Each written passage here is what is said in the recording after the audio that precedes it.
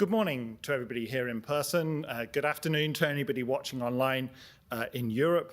My name is Phil Dickinson. I'm Deputy Director of the Transatlantic Security Initiative in the Scowcroft Center for Strategy and Security here at the Atlantic Council in Washington, D.C. And I'm delighted to welcome you all to today's Atlantic Council event on US-Latvia resilience. Thank you for joining us here in person and online. Even after 76 years, NATO's work continues to be of the utmost importance to peace and security in the transatlantic community and a cornerstone of resilience for Europe. Societal resilience is an often neglected but key pillar of the alliance. Latvia, alongside other Eastern Flank allies, have collectively raised awareness about the importance of comprehensive defense. Resilience is not just a military or government responsibility, or solely the matter of institutional capacity. It requires an active and prepared society. Resilience is rooted in societal engagement, trust in government, and media literacy. Convenings on topics such as this are integral to the Scowcroft Center's mission of developing sustainable, nonpartisan strategies to address the most important security challenges facing the United States and the world. The Center honors General Brent Scowcroft's legacy of service and embodies his ethos of nonpartisan commitment to the cause of security, support for US leadership in cooperation with allies and partners, and dedication to the mentorship of the next generation of leaders. And without further ado, to kick things off this morning, please welcome to the stage Deputy Chief of Mission and Chargé d'Affaires of the Embassy of the Republic of Latvia, Jānis Bekeris. Jānis. Hello, hi. Good morning to everyone here in person, and a very good afternoon to everyone following us on the other side. I'm very delighted and honored to be here at the Atlantic Council, your new premises, and to see that you are putting them to very good use. And thank you so much for co-hosting today's event. I want to share a couple of remarks in a way to open this very timely and I feel a topical seminar. Resilience is, I think, not just a buzzword, and it's not only about how societies withstand, adapt to, and recover from shocks. At many times, I believe that resilience is also about how societies may prevent those shocks from happening. Recent years with COVID-19, Russia's war in Ukraine, cyber attacks and disinformation campaigns, and so much more have shown us that resilience is no longer optional, especially where we come from. It is rather very existential. Likewise, resilience is also not only about bouncing back. I believe it's also about becoming stronger and about moving forward stronger than before. Latvia, like many nations, has had to confront that reality that peace and stability cannot be taken for granted. And today, more than ever, we need strength. Not only military, but societal, economic, and I think also moral strength. We need strength and courage. This seminar is timely. We are meeting at a moment when the security of our societies is being tested, not by hypotheticals, but by real, deliberate, and ongoing attacks. Latvia and the Baltic states and the whole Baltic Sea region have become what we might call even the center of gravity of Russia's subconventional warfare. These are no longer hybrid attacks. The term has become misleading, I think, and it has become maybe even too easy to hide behind this term hybrids. And many times these are direct attacks on our territory, infrastructure, many times also kinetic activities. These are attacks on our people and against our values. Those are attacks on democracy, on our way of life. These are also, as I said, kinetic and often state-sponsored terrorism in all but name. And what do we exactly mean by resilience? Resilience is often associated with strength, but it's not just about tanks and cyber firewalls. True resilience is the capacity of a society to adapt, endure, and stand firm in the face of constant pressure, whether from disinformation, sabotage, economic coercion, or physical warfare. So basically, to achieve resilience, it means a number of things. It means trusted institutions, it means informed citizens, a free and pluralistic media, and of course, it also means a very strong public and private partnership. It also means ensuring that our critical infrastructure can survive an attack and that our people know what to do if it happens. In Latvia and elsewhere, we are embracing a whole-of-society approach so that everyone knows what their role is if a crisis and when a crisis happens. Everyone does have a role, and everyone contributes to national security. And of course, everyone matters. I think that Latvia's journey is very telling. Resilience is by no means a new phenomenon. Since regaining independence more than 30 years ago, Latvia has been under near constant pressure from foreign influence campaigns. And yet we have not only endured, we have become full members of the EU, NATO, OECD.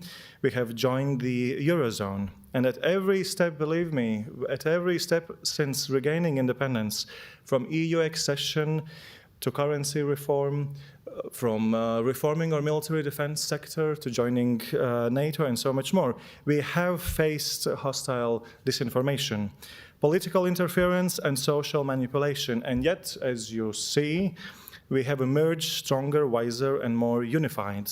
We have emerged, I believe, much better off. We believe that our story, our strategies can serve as a useful resource to our NATO allies and democratic partners around the world. And I want to stress, exposure does not equal vulnerability. Resilience can be built, it can be developed, and it can be and must be maintained. The threat, in the meanwhile, is escalating. Unfortunately, attacks have not stopped. The same attacks that have made us become stronger are still there. They are being intensified, and we have to adapt accordingly. Today, we see many things happening, and we run the risk of assuming that this is the new normal. I would argue against accepting this as the new normal. So what we are faced by is disinformation and information warfare targeting our elections, institutions, and cohesion. We're also faced by, as I mentioned, kinetic activity, such as sabotage of undersea infrastructure. We are also facing GPS jamming and cyber attacks, arson, and even assassination attempts, and so much more. Russia is testing our red lines. It is watching how we respond. This is not a sideshow to Russia's war in Ukraine. This is war extended by other means that we face and experience on a daily basis. And let's be honest, Russia is preparing for an eventual confrontation with NATO. Russia itself is not only saying it, it is demonstrating it, it is preparing for it, including in military exercises. And this, unfortunately, is not just an opinion. It is what their military posture, doctrine, military exercises, strategy, rhetoric, and open declarations tell us. This, in fact, might be the one thing we must take them at their word for. Not that many things that we can believe when Russia is saying them. Right now, Russian bases along our borders are quiet. Unfortunately, that will no doubt change. Russia is rearming, remobilizing, and waiting, buying for precious time. We, however, must be ready, not in a year, but now.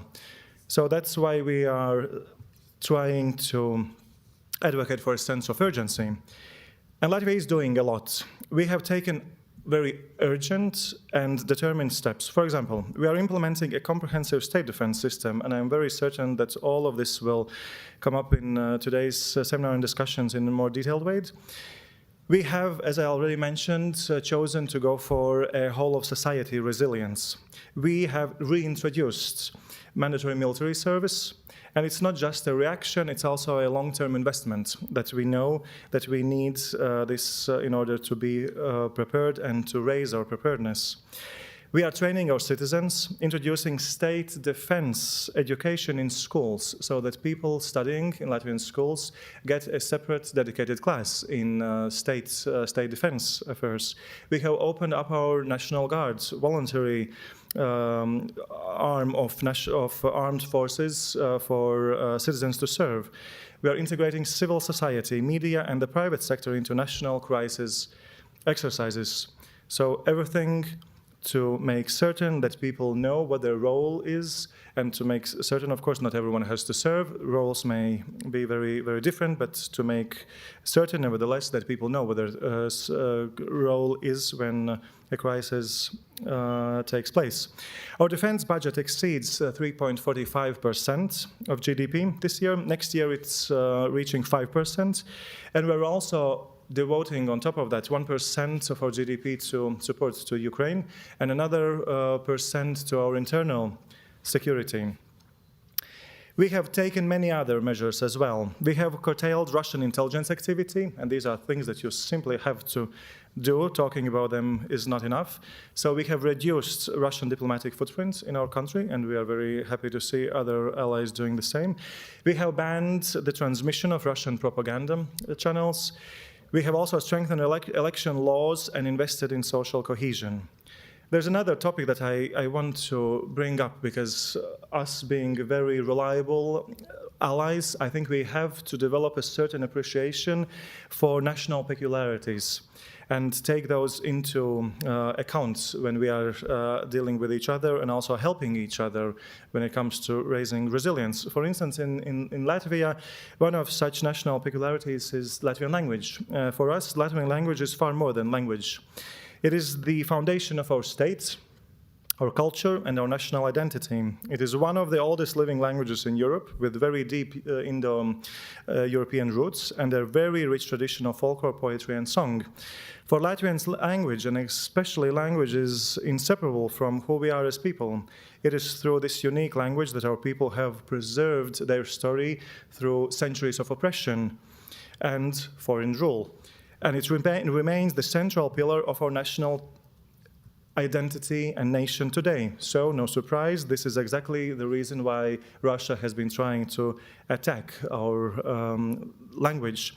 Therefore, we have made a conscious decision to invest in improving Latvian language skills across segments of our society where fluency is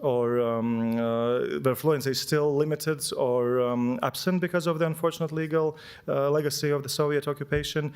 And in the same manner, we are phasing out Russian in public schools, which means that governments will no longer be paying for education in Russian in public schools in Latvia.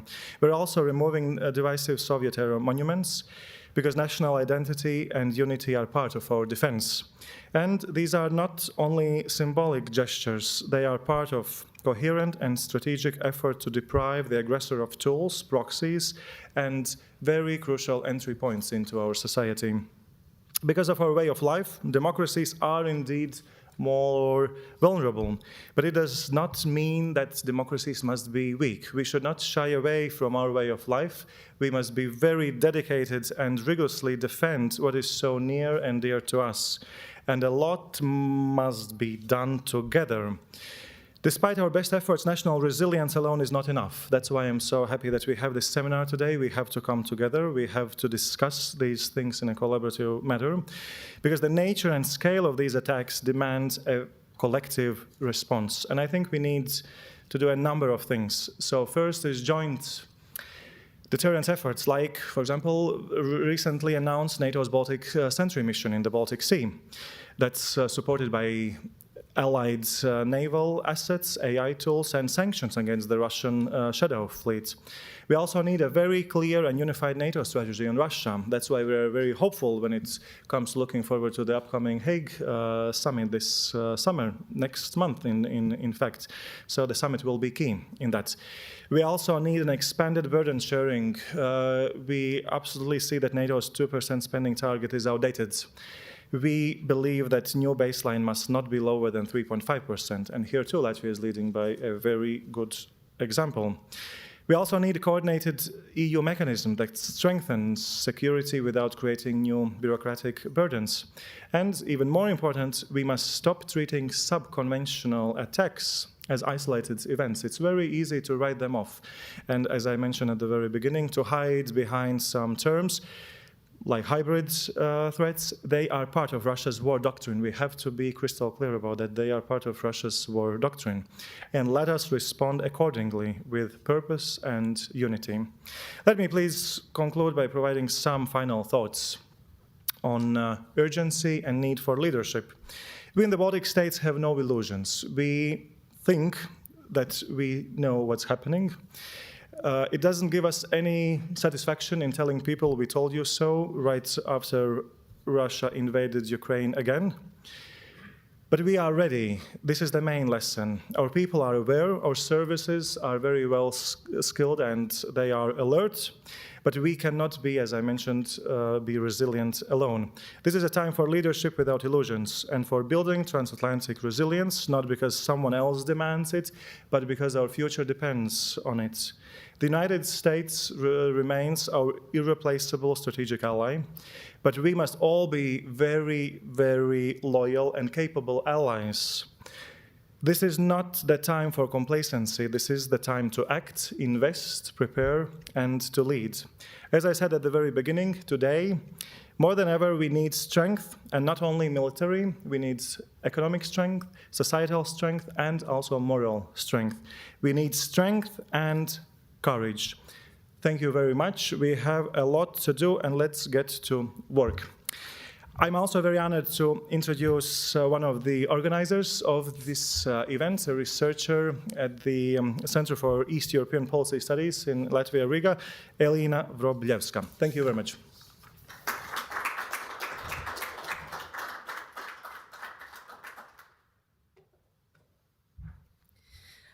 Thank you, Mr. Breters, for the introduction. Dear colleagues and guests, my name is Elina Vroblevska, and I'm with the Center for East European Studies, and I've had the pleasure in co-organizing this event with the wonderful colleagues from the Atlantic Council. And I have also been a part of this project, a part of the team of authors who have strived to analyze the national efforts made by Latvia in resilience building. As I think the previous speaker already very aptly emphasized, Latvia, alongside other Baltic states, stands at NATO's front line with Russia, and making our resilience not just a national imperative, but a critical component of regional security and international balance. The heightened geopolitical uncertainty propagated by Russia's full-scale war in Ukraine and the evolving security landscape have shifted national priorities primarily towards the building of our security and defense capabilities and continuous adaptation of defense policy. This is very crucial. I think adapting and the ability to adapt to very changing and dynamic security situation is key. It is no exaggeration to say that the tremors from Ukraine are felt deeply in Latvia and are acting as a constant reminder of what is at stake, our security, our future, and our livelihood. The changes in the geopolitical context that we have witnessed and felt since Russia's annexation of Crimea and other parts of Ukraine in 2014 have catalyzed actually a fundamental shift in Latvia's defense thinking from a traditional focus solely on military defense to embracing a broader concept of national resilience. This evolution reflects a growing understanding that national security in the 21st century is a whole of society endeavor. No longer is security seen as the sole purview of the military or specific government agencies. Rather, it demands the engagement and contribution of every facet of the society. It is within this dynamic and taking into account these changes and demanding security landscape that the project, The Evolution of Latvia's Defense and Security Policy and Resilience Building, was developed and implemented. Although we as Latvians have increasingly felt as though being at the forefront of resilience thinking because of our geopolitical location, that's something that we cannot change, we believe that much about our actual policies in building a resilient society has been left untold and is known in relatively small circles and on a national level. This project seeks to bridge that gap. Supported by the Ministry of Defense of the Republic of Latvia, this project represents a dedicated effort to systematically analyze and articulate the development of Latvia's resilience strategies and best practices. The centerpiece of the project is a series of analytical articles authored by established experts from both Latvia and the United States, which cover key areas such as the resilience of government and the crisis management system, development of military capabilities and warfighting readiness, continuation of essential services and civil preparedness, and of course, the securing of the media space and countering information manipulation activities performed, of course, mainly by Russia. This leads up to a report on Latvia's comprehensive defense capabilities, key findings of which I have the pleasure of presenting today. In this paper, we have strived to put emphasis on not only on the best practices that Latvia can share with its allies, but also on pinpointing the challenges and the changes needed to successfully move forward in building up resilience and actually continue the process of evolving within the security challenges. It is our strong belief that such reviews of our practices and policies are needed and only contribute to their evolution and our ability to strengthen the collective resilience together with our allies in NATO. So without further ado, let me jump in and share some of our findings, musings, challenges, and recommendations that we have found valuable to share. So today I will first lay out the sort of groundwork and the foundation by discussing Latvia's comprehensive national defense concept.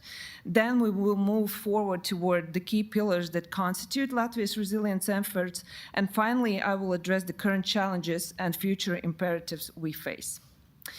We can surely claim that the foundation of Latvia's resilience building policies has been the comprehensive national defense concept adopted in 2018.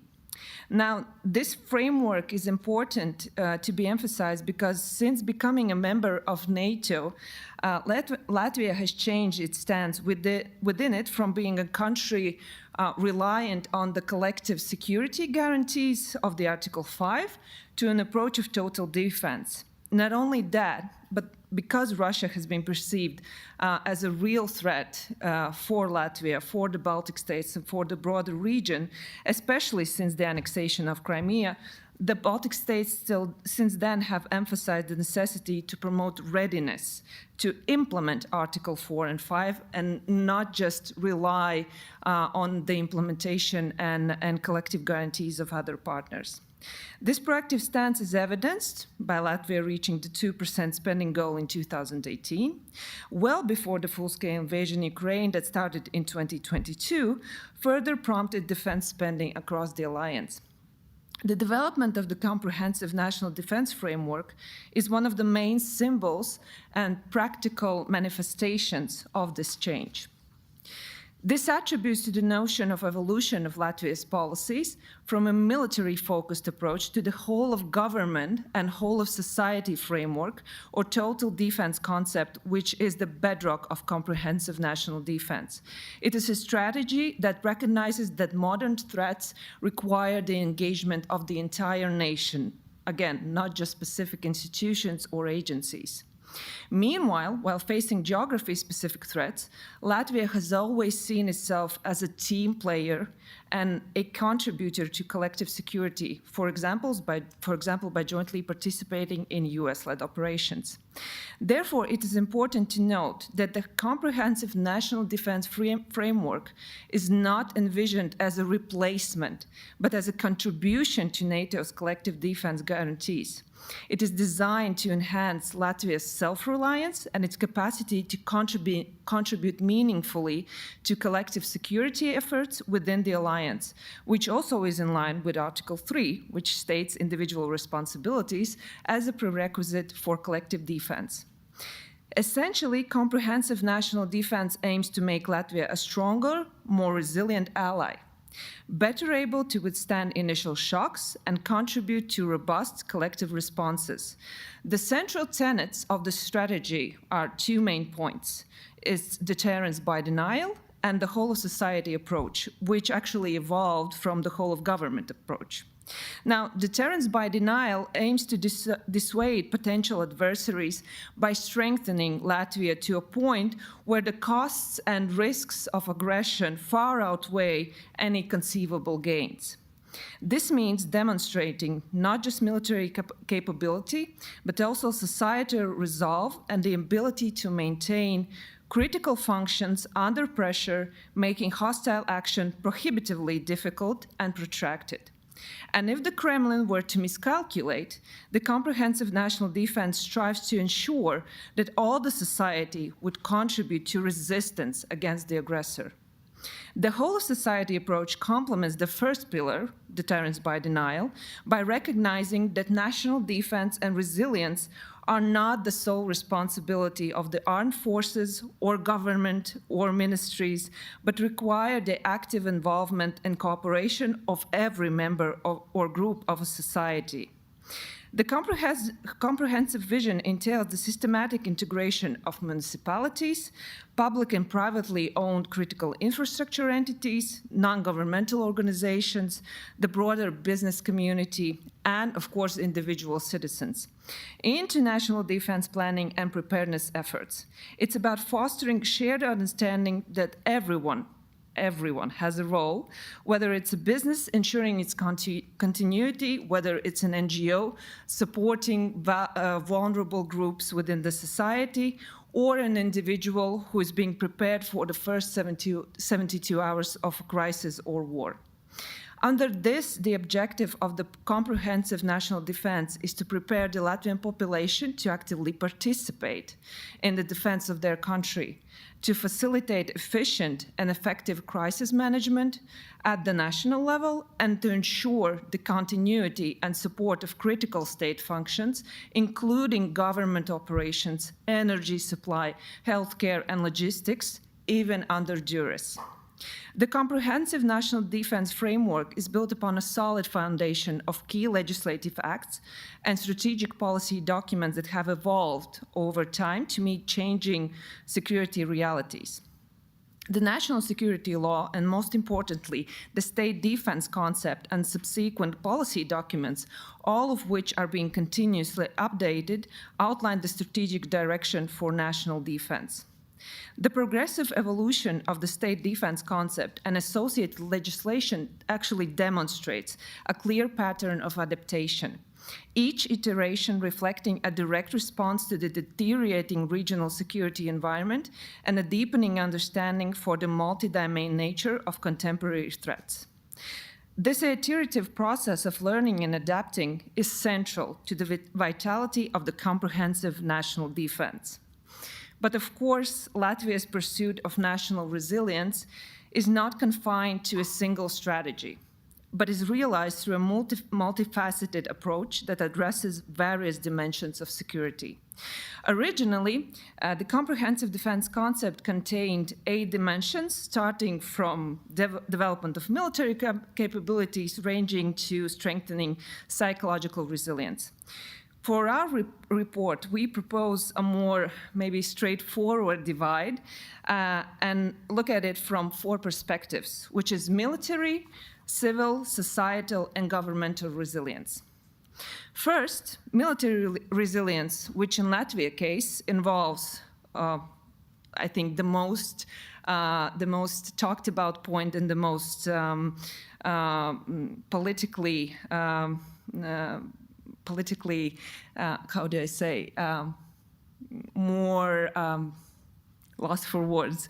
But the commitment and the firm, clear political commitment to defense spending, now aiming at 4% of GDP, recognizing the urgency of the current security climate and actually highlighting our commitment to not wait for maybe very loud instructions, but actually being and initiating this defense spending to a level where we actually feel as though it's sufficient for our defense and our security.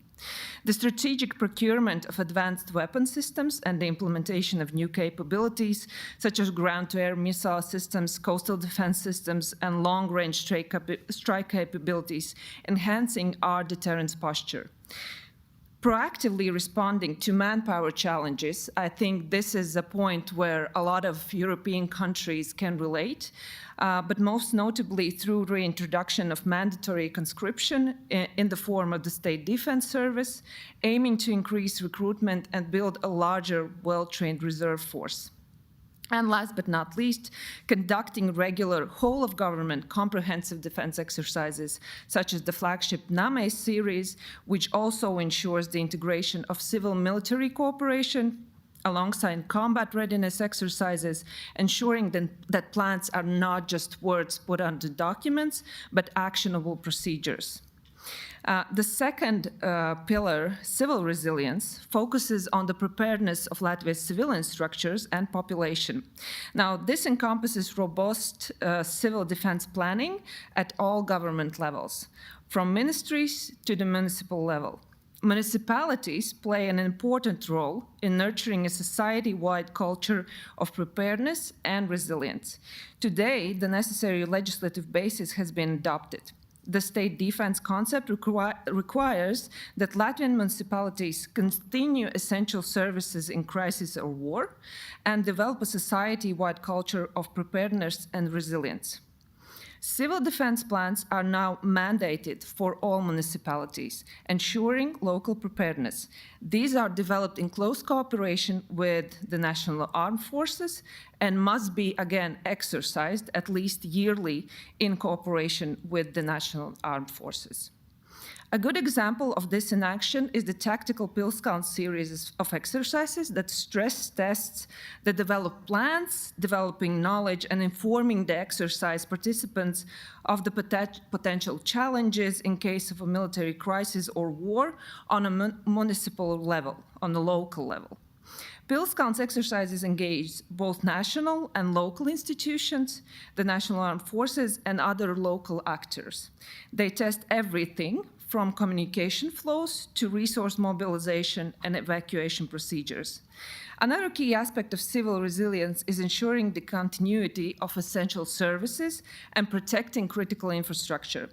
This involves businesses developing continuity plans, as the role of the private sector in facilitating resilience has been very important and emphasized, with some companies actually proactively seeking to learn how to be of service in times of war or crisis.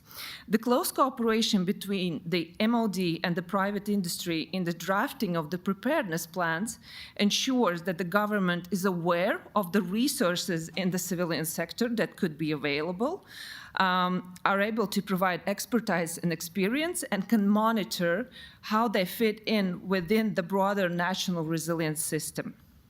Public-private cooperation is also at the heart of securing food, water, and healthcare supplies and ensuring the continuity of critical services, like the functioning of financial services for individuals. An interesting case is the creation of specific home guard units that are staffed by the personnel of these private entities and whose main role is to defend critical infrastructure objects. Following the amendment of the National Security Law and the National Mobilization Law in 2021, a new industry-specific critical infrastructure category was created that is to play an important role in wartime scenarios. This has been followed up by the exemption from mobilization of personnel responsible for maintaining critical infrastructure and financial services. So in the event of a major crisis, these workers have actually a duty to continue doing their regular jobs, which are necessary to ensure the continuous operation of critical services and industries that support the nation in case of war. Effective civil-military cooperation is vital, ensuring civil support for the military in case of war. Efforts are also underway to formalize the roles of civilian groups in national defense. For example, hunters and local businesses are involved in NAMES exercises. The strategy with the hunters is to link them closely with National Guard battalions for better coordination and provision of support in times of crisis or war. The national armed forces also closely cooperate with the private sector and on counter mobility measures, with larger exercises planned near the eastern border involving local entrepreneurs and municipalities as potential mobilized resource.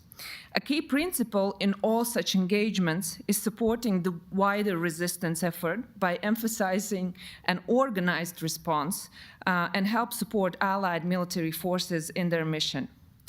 Third pillar is the societal resilience, and it is about the preparedness and psychological fortitude of our citizens. Here, one of the most visible examples of strategic communication and societal resilience building is Latvia's 72-hour preparedness guide, a practical tool aimed at bolstering individual and, by extension, societal resilience. It reflects a proactive approach to potential crisis, rooted in both general emergency management principles and Latvia's specific geopolitical and historical context. This guide not only promotes the self-sufficiency of individuals in times of crisis or war, but it also reduces the immediate burden on state resources. It empowers citizens by giving them concrete actions they can take, reducing actually the feeling of helplessness, as the act of preparing can itself build psychological resilience, fostering a sense of control and readiness within the society. This information is disseminated through government websites in the form of booklets and is available freely online for everyone to get to know. Another cornerstone is the national defense education in schools. This program aims to instill patriotism, civic responsibility, and basic preparedness skills amongst the younger generation, fostering within them the understanding on their response in potential crisis situations and about their role in national defense. Now, last but not least, securing the media space and bolstering psychological resilience against information manipulation is paramount. Protecting an open media environment simultaneously and promoting its resilience now stands alongside the pillars of military and civil preparedness in Latvia's security strategy. Now, the key pillars of this strategy are public awareness raising and education. Like, for example, media literacy training is being built into the school curricula and community programs. It also entails government initiatives, for example, fostering a culture of readiness through regular information campaigns and hands-on materials that include tips to spot falsehoods within the information sphere. The state has also bolstered strategic communication resources and supported independent media, and it also has adapted regulatory measures. Authorities have not hesitated to ban harmful outlets. Dozens of Russian propaganda channels were taken off air or have been penalized. In 2021, Latvia became the first Baltic state to prosecute individuals for willfully spreading dangerous falsehoods as per the criminal law, though there have been few actual convictions due to legal ambiguity around the definition of fake news. But however, there are ongoing attempts to reward parts of the law to mention false content or disinformation explicitly. Crucially, in all these efforts, Latvia strives to balance security and security needs with the fundamental principle of free expression. And maintaining an open yet resilient information environment is considered vital to national endurance in crisis.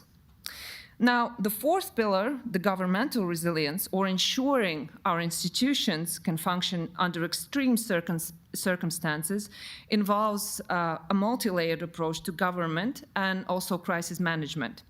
Latvia has established specific working groups focused on comprehensive national defense on ministerial level, and parliamentary commissions for comprehensive defense that provide oversight and legislative impetus.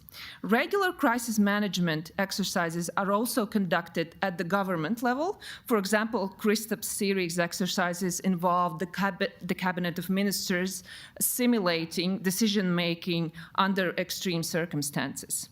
Furthermore, the Civil Protection Operational Management Center conducts regular interagency exercises, bringing together representatives from all relevant ministries and services to hone their coordinated response capabilities. A recent and significant development is the ongoing establishment of a new centralized crisis management center. This initiative aims to streamline command and control, improve interagency coordination, and provide a unified platform for managing national crises, whether they stem from natural disasters, technological failures, or security threats. Now, while Latvia has made significant strides in building a comprehensive resilience model, the journey, again, is ongoing. And we face several pertinent conceptual challenges that we have also sort of highlighted in our report.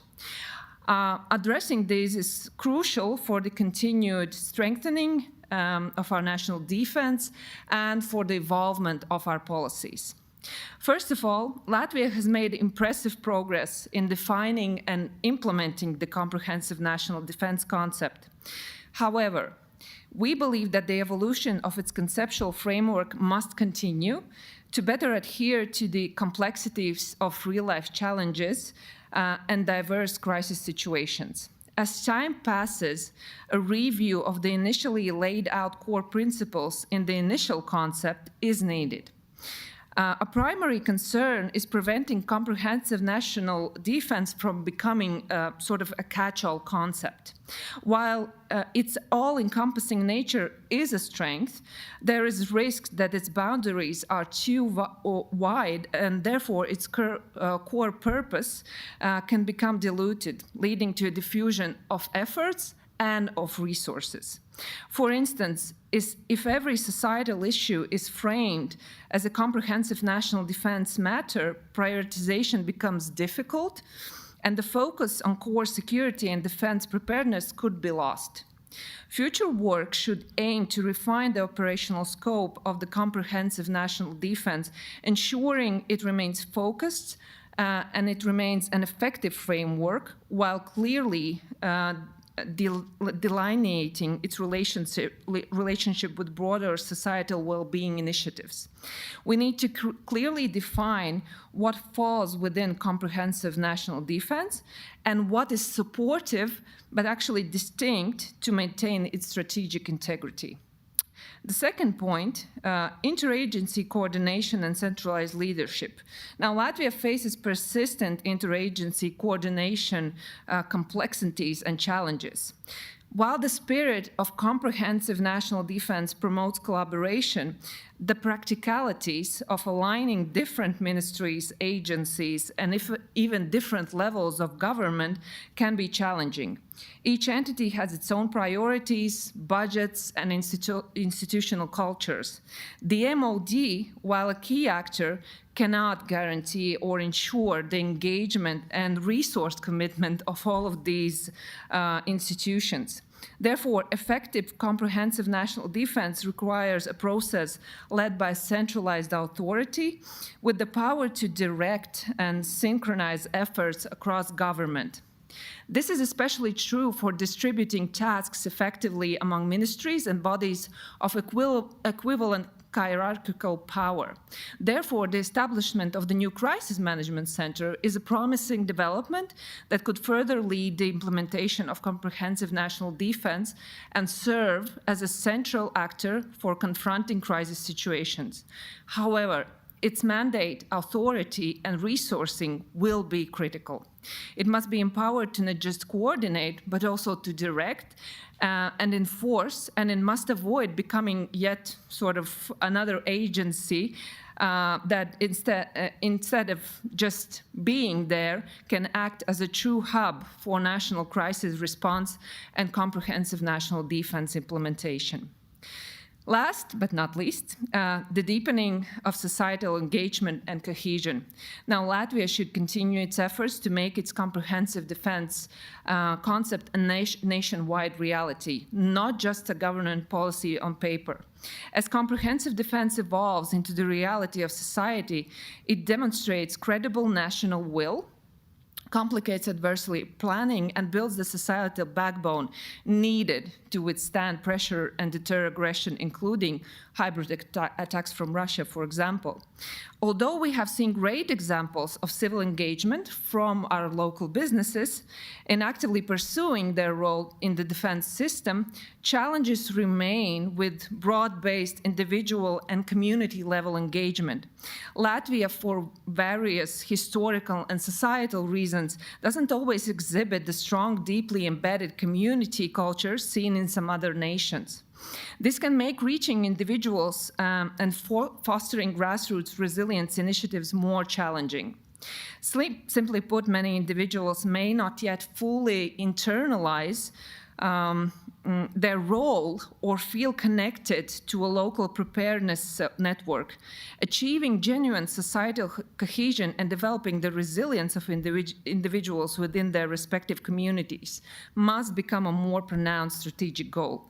This requires more than just information campaigns. It means investing in local leadership development, supporting community-based organizations, designing exercises that actively involve ordinary citizens in practical ways, and perhaps even leveraging existing structures like schools or cultural centers or even hobby groups to build networks of mutual support and preparedness. The aim should be to empower individuals and communities to self-mobilize for constructive action in crisis rather than relying solely on top-down directives and initiatives. In conclusion, Latvia's journey in building national resilience through its comprehensive national defense framework is a testament to our adaptability and unwavering commitment to security in a challenging environment. Latvia has laid out a strong foundation, built upon a clear assessment of the threats it faces and a societal determination to meet them.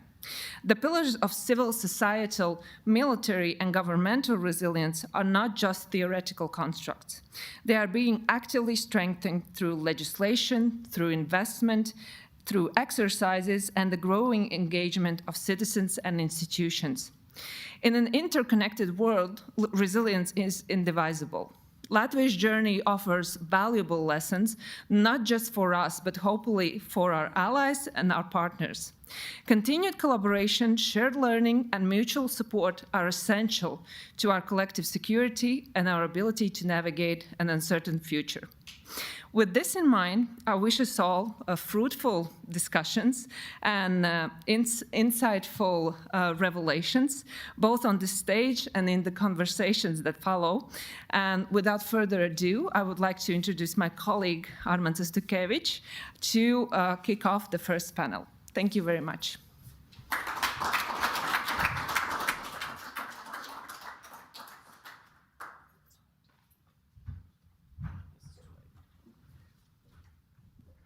Thank you, Alina, for setting up the stage for our future discussion.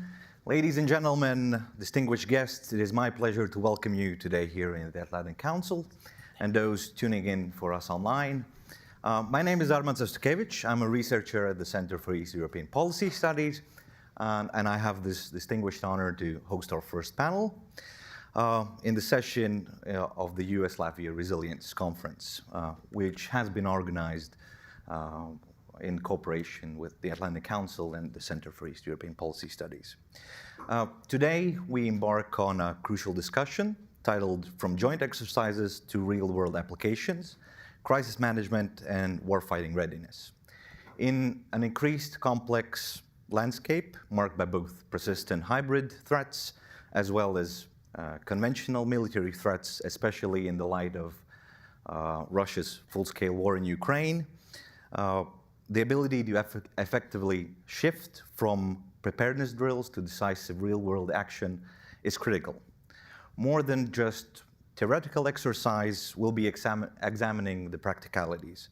How effectively do our policies and practices prepare us for the complex of the real-world challenges, and as well as bolster our readiness in both Latvia and the United States, both individually and collectively. The core question we'll be navigating with our distinguished panelists is this: how prepared are we to meet today's multifaceted threats, which can range from sophisticated cyber intrusions to kinetic engagements? And what can we do to prepare us even further?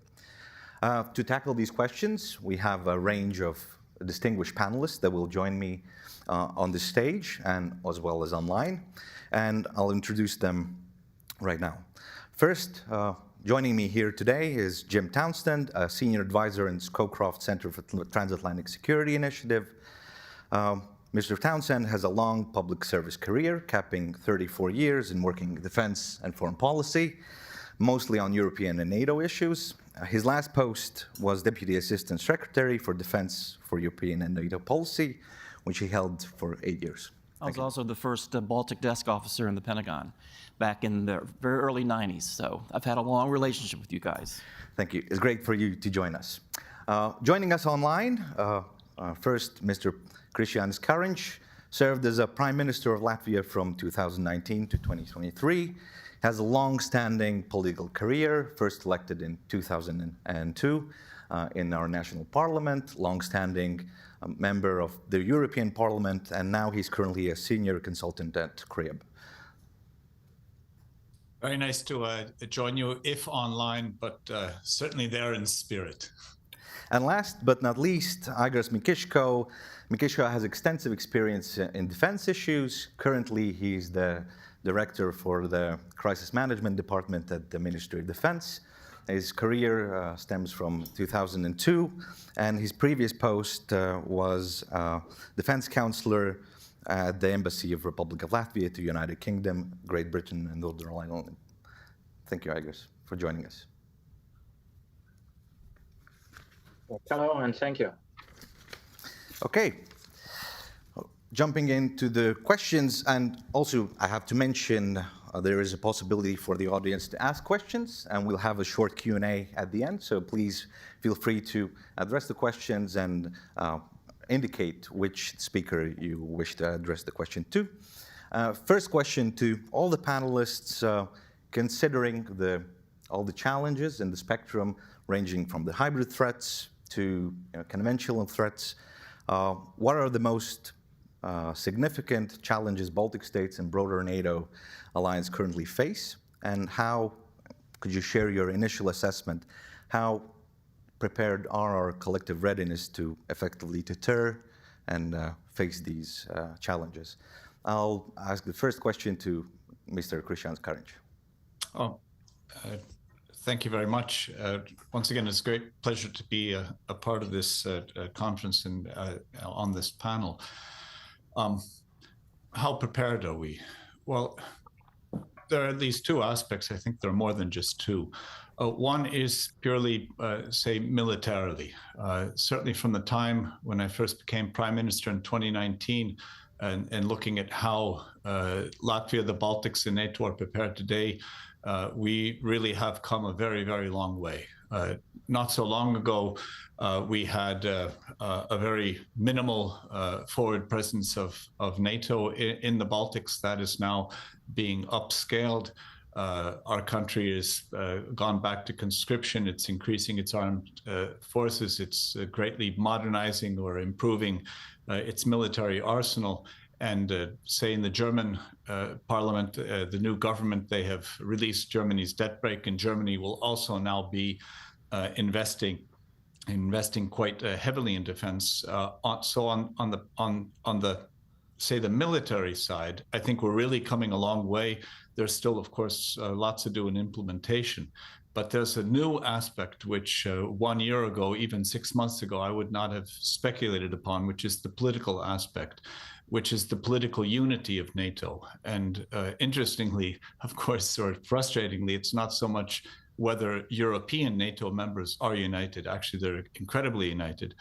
but whether the US administration's commitment to NATO remains rock solid or not. And many things that have happened in the past 3+ months since the inauguration of President Trump, it has led many people to question this. Of course, nothing on the ground shows that anything has changed, but there's been a lot of, shall we say, concerning rhetoric coming out of Washington, D.C., and also now the ongoing the negotiations or attempted negotiations that coming to an end to the war in Ukraine leaves a lot of questions, certainly on this side of the Atlantic. So if we can maintain the political unity, I think that the military capability is there and certainly will be there even more in the future. The biggest immediate challenge that we have right now is maintaining that political unity across the Atlantic. Thank you, Karinch. Mr. Mikishko, from the perspective of Ministry of Defense, how do you see the threats to NATO and the Baltic states, and how prepared are we? Yes, thank you for possibility to participate at the US-Latvia Resilience Conference. I'm really honored to be among such distinguished audience and panelists. And in my opinion, top 3 most significant threats are coming from Russia, and Russia. And so Russia use of hybrid methods has already been widely evident, like cyber attacks, economic coercion, military posturing, snap exercise, weaponization of migration, lawfare, different cultural and historical manipulations, interference in domestic politics, and many other. And we see this on a daily basis. And NATO has made strides in addressing hybrid threats. However, hybrid tactics are continuously evolving, and NATO's collective defense mechanisms are often more attuned to traditional military response. It's important to have close civil-military interaction at all times when countering hybrid threats. And military effects have to align with non-military and cognitive effects.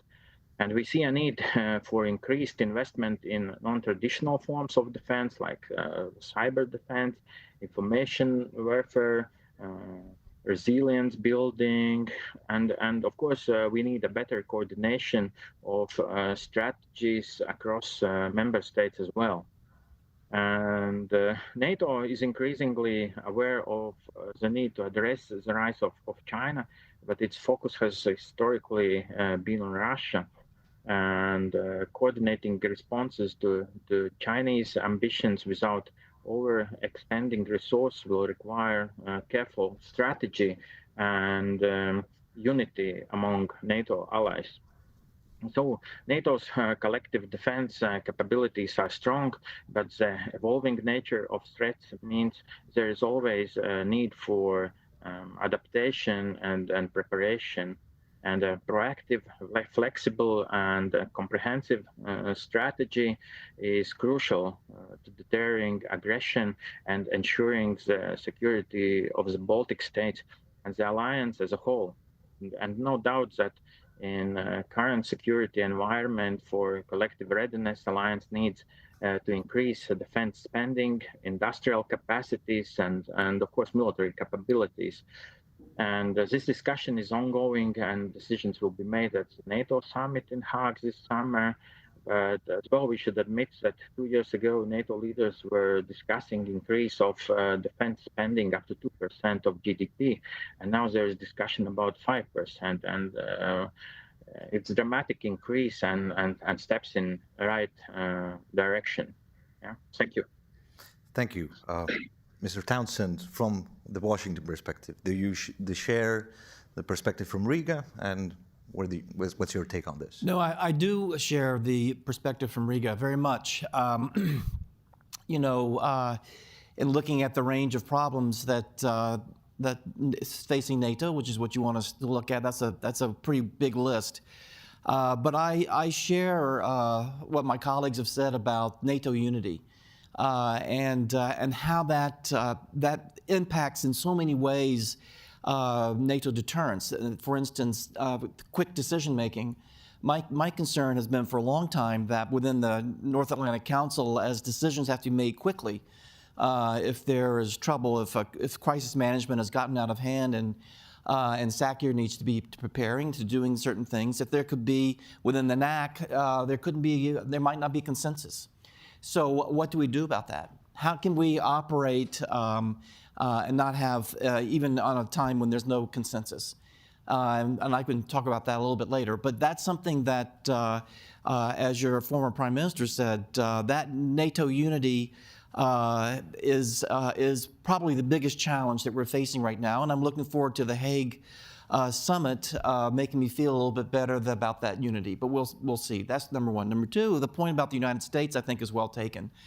And I'm separating that out from the idea of a unity issue. Even if the United States, we didn't have the rhetoric and how the administration has been talking over the past couple of months, if we didn't even have that as an issue, we still would have consensus problems, I think, from other allies. And as time goes on, this is something that rises and falls. But we've got to really worry about this if you're Latvia. And you depend on fast decision making and fast movement of forces.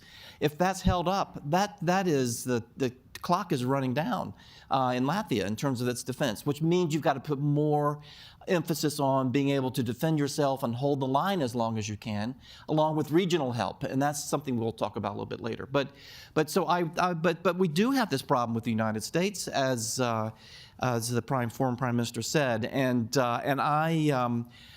we've heard mixed messages. We're going to have a report that is going to come out about U.S. force posture globally, and there'll be a Europe chapter on that. We'll have to see what that says. We know the U.S. ambassador to NATO has been saying things about that you would have heard in the past, like ironclad commitment and this type of thing.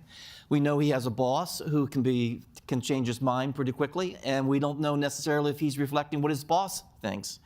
So it's a problem that we all share, and it's something that has undercut NATO deterrence. And for Latvia, it's something that is particularly problemsome because you depend certainly on U.S. reinforcements. There's U.S. forces have rotated through the 3 Baltic countries, and you depend on that. So as you do your defense planning, as you go about the work that my colleague just talked about, do you include a quick U.S. reinforcement or not? And that's a big decision problem because if you say, well, we can't depend on that, that means you're going to have to spend a lot of money on the other side to be able to exist and to work by yourself and with the region. And we're going to return to that region in just a second. Thank you. Going back to Mr. Karinch, talking forward about this question of political unity, your experience as the Prime Minister, you were very active on the international stage, proving that Latvia and along the other Baltic states are investing properly in security defense. From your political perspective and this huge experience, how effective do you see our efforts have been in committing our commitment to developing defense capabilities and ensuring our own defense? And what more should be done considering the new political challenges that we now face? Right, very good question. Well, certainly looking at where all 3 Baltic countries are right now, we're coming up to a 5% of GDP investment in defense. Latvia this year is apparently going to come out, we're going to come out around 4. The government has already made a public commitment next year to move up to 5. Lithuania, Estonia also similarly. There are 2 challenges with this, and I encountered that as Prime Minister. It's easy to make a political decision to spend money. It's a little more challenging to actually find the money, but that's doable. But the implementation, that is, if in a military budget, say you want to increase the number of soldiers by 1,000, you have to have instructors, you have to have housing, at least tents, preferably something nicer. You have to have uniforms, you have to have arms. There's a lot of logistics that goes into enabling or enacting or fulfilling a political commitment. Similarly, we made the decision, now it's coming on 3 years, to purchase air defense, coastal defense, and rocket artillery systems, the HIMARS. These systems have still not been procured for the simple reason that everyone in the world basically is looking to buy them, and there's a certain time lag.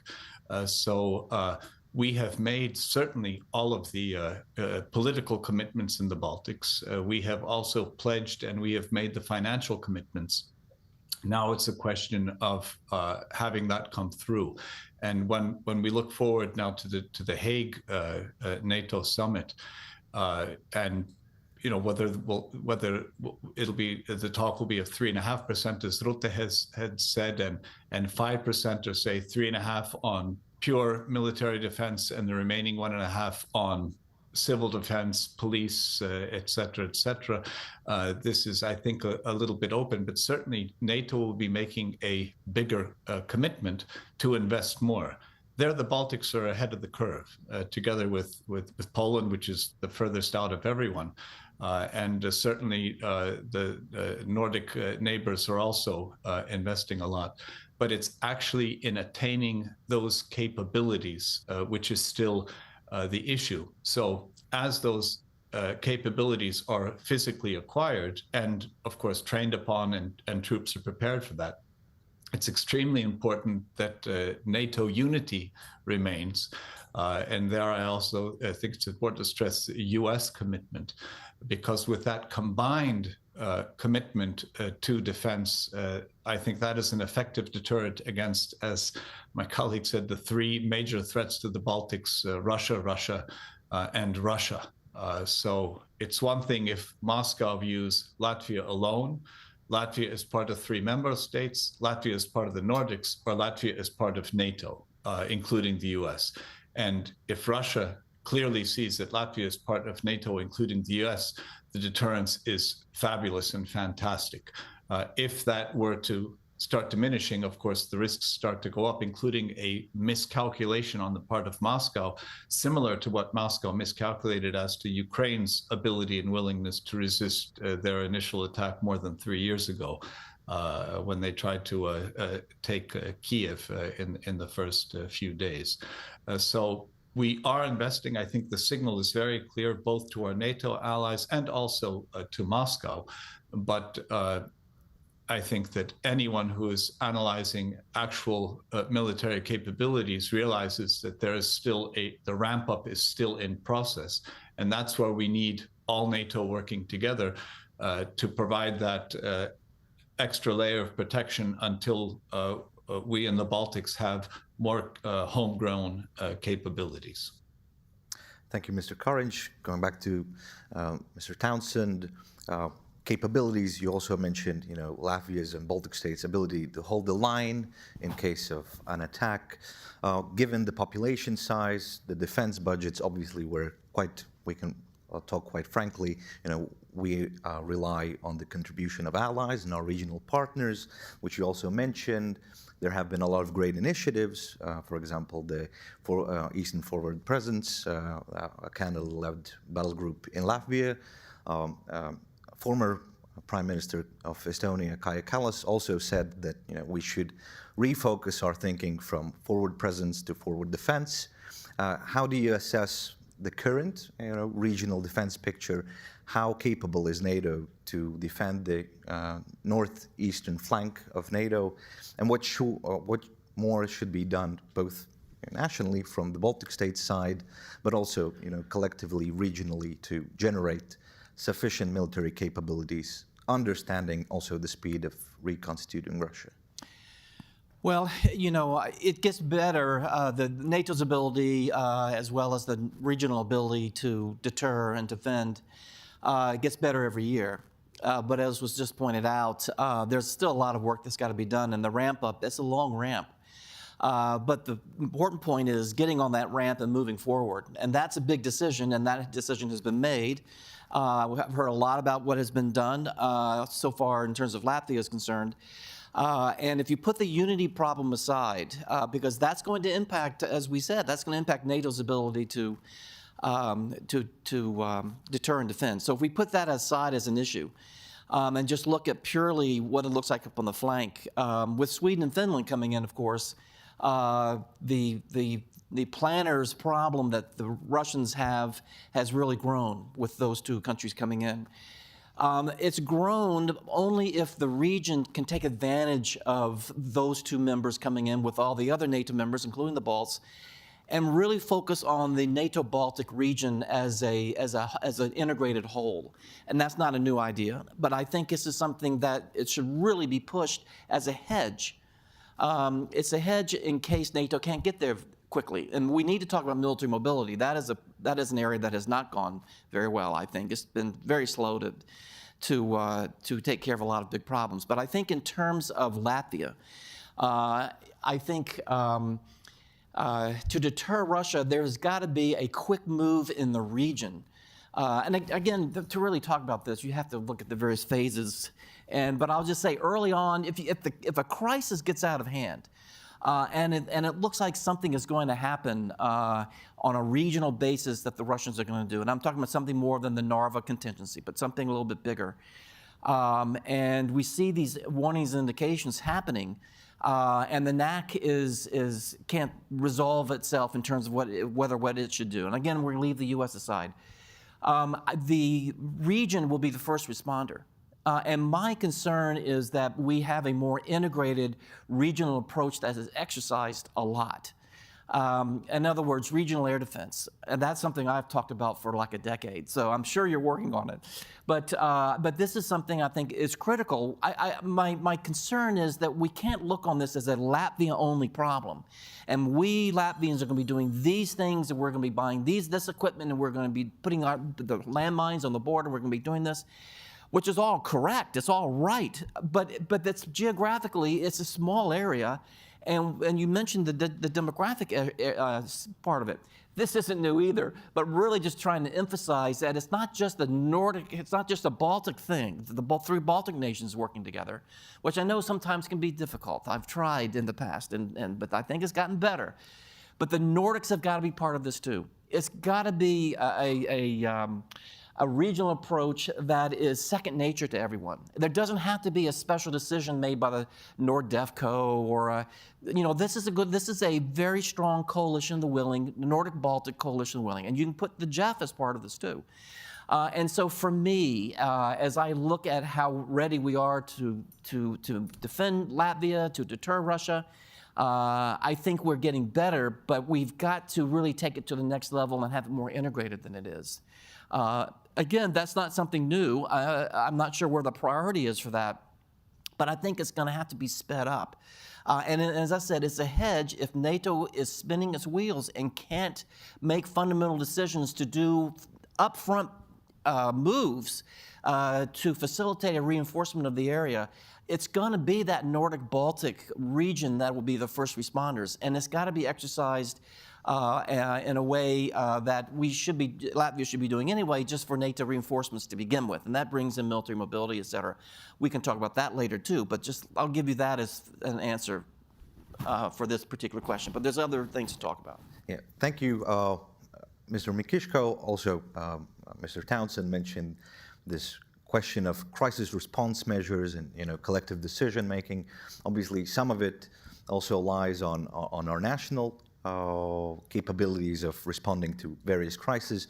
We've seen in the region both, different kind of hybrid threats emanating, obviously, from Russia, as you mentioned. What has been the Latvia's national perspective and experience in, conducting different crisis management measures, understanding this different incidents that have happened recently, and how can this framework effectively support the military readiness, both nationally and obviously if we scaled up to a NATO level?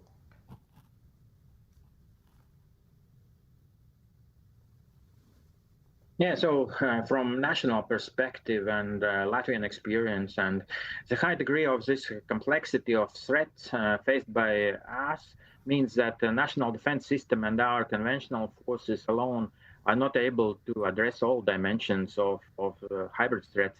And therefore, we are implementing a comprehensive state defense system not just a crisis management framework. And within comprehensive national defense system, all non-governmental and government actors are prepared to manage different crisis situations, including war, ensure resilience against external and internal impacts, and resist and recover from major shocks and challenges. And basic principle is that our national armed forces are providing support for civil institutions and society during different peacetime emergencies like natural disasters, support to law enforcement institutions, as well as some border patrols related to illegal migration orchestrated from Russia and Belarus, and many other activities. Like as well, we are building a wall on the border with Russia and Belarus, and hopefully make them pay for that.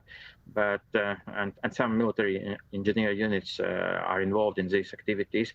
But during wartime, government institutions, private sector NGOs, and individuals are providing support to defense sector and armed forces. And we have identified and we are implementing specific defense responsibilities and roles for individual government bodies, local municipalities, and so on.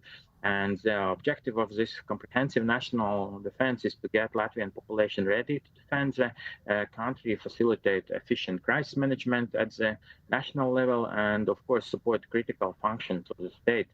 And so on. And the most critical measures that need to be achieved and implemented is common understanding, like threat perception, roles, tasks, functions of different institutions, entities, and of course coordination among them. And most important, of course, is will to defend our country, to be involved in defense activities and take active role. And this we can attribute both to national and international level as well. And when we are speaking about comprehensive national defense, we can divide it in three levels, like individual, community, and government level. And basically, this individual level is mostly related to information, education, training, psychological resilience, and communication. And of course, we have multiple options for individuals, how they can practically support armed forces by joining them, like joining conscription, professional service, National Guard, or join just a 3-week boot camp to become a reserve soldier. We have different education programs at National Defense Academy, Professional Military High School, Youth Guard, or we are implementing as well state defense studies curricula in all high schools, like grades for pupils grades 10 and 11 in all schools, in all high schools in Latvia. And basically this state defense studies are with elements of adventurous training, basic military skills, some national patriotism, local history, and critical thinking, information and cyber awareness, and so on. And basically, this is a 2-year program, 1 full day per month, with the option to join later on, as well as some practical activities within boot camps. And for those who are not able to actively participate in defense, there are different informative campaigns, seminars, lectures, basically for their basic preparedness and awareness in case what to do in case of crisis, or like 72-hour preparedness concept. And at the community level, we work closely with private sector on critical infrastructure, critical service providers, business continuity planning, security of supply, and many others. And of course, we have a lot of activities with NGOs and different organizations. And at the governmental level, we have close coordination with other government institutions and municipalities, and we have as well a 2-level management framework. Highest level is ministers level. They are meeting usually a couple of times per year, and they are providing their political guidelines and setting tasks. And then there is a permanent secretaries of state level. They are meeting more often together with heads of all of services, and they are discussing current security challenges and fulfilling ministerial tasks. And I think this civil-military communication coordination is a key to address all kinds of hybrid threats, because I think most difficult sometimes is to identify these threats, address them, understand them, and develop later on necessary capabilities. And of course, at this governmental framework, we are coordinating and implementing NATO baseline requirements or these guidelines as well. So once again, I think most important part is this multi-domain or interagency coordination and civil-military cooperation. Thank you, Igors. Mr. Courage, I think we all can agree that your tenure as the Prime Minister was faced with a lot of profound crises, not only on national level, but on global scale. COVID-19, the instrumentalization of migration by the Lukashenko regime, and obviously the full-scale invasion of Russia in Ukraine. This experience, and considering your political leadership, what lessons have you drawn from these cases on working on such a political level, and how do you assess how these crisis management approaches have worked for you, and what has proved to be effective, and what should be improved as we go forward, understanding the potential future challenges? The nature of a crisis is it's usually that which no one expects at the time. But you mentioned COVID, the Belarusian border threat, and the war. And in a sense, those are three good examples of different kinds of crises. So with the COVID crisis, when the government had to start to react, it turned out that there really was no playbook to go by. I remember I had arguments with the Ministry of Health whether face masks are useful or not, and where in the world would we get these face masks, sourcing needed materials. So there was no playbook.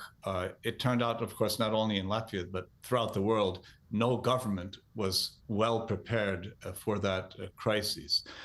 With the Belarusian incursion, that was a little different. So the government understood the general threat, that is Russia, Belarus, in one way or another is causing difficulties. They were already causing great difficulties for all of us in terms of the disinformation in the cybersphere, attacking sites and things like that.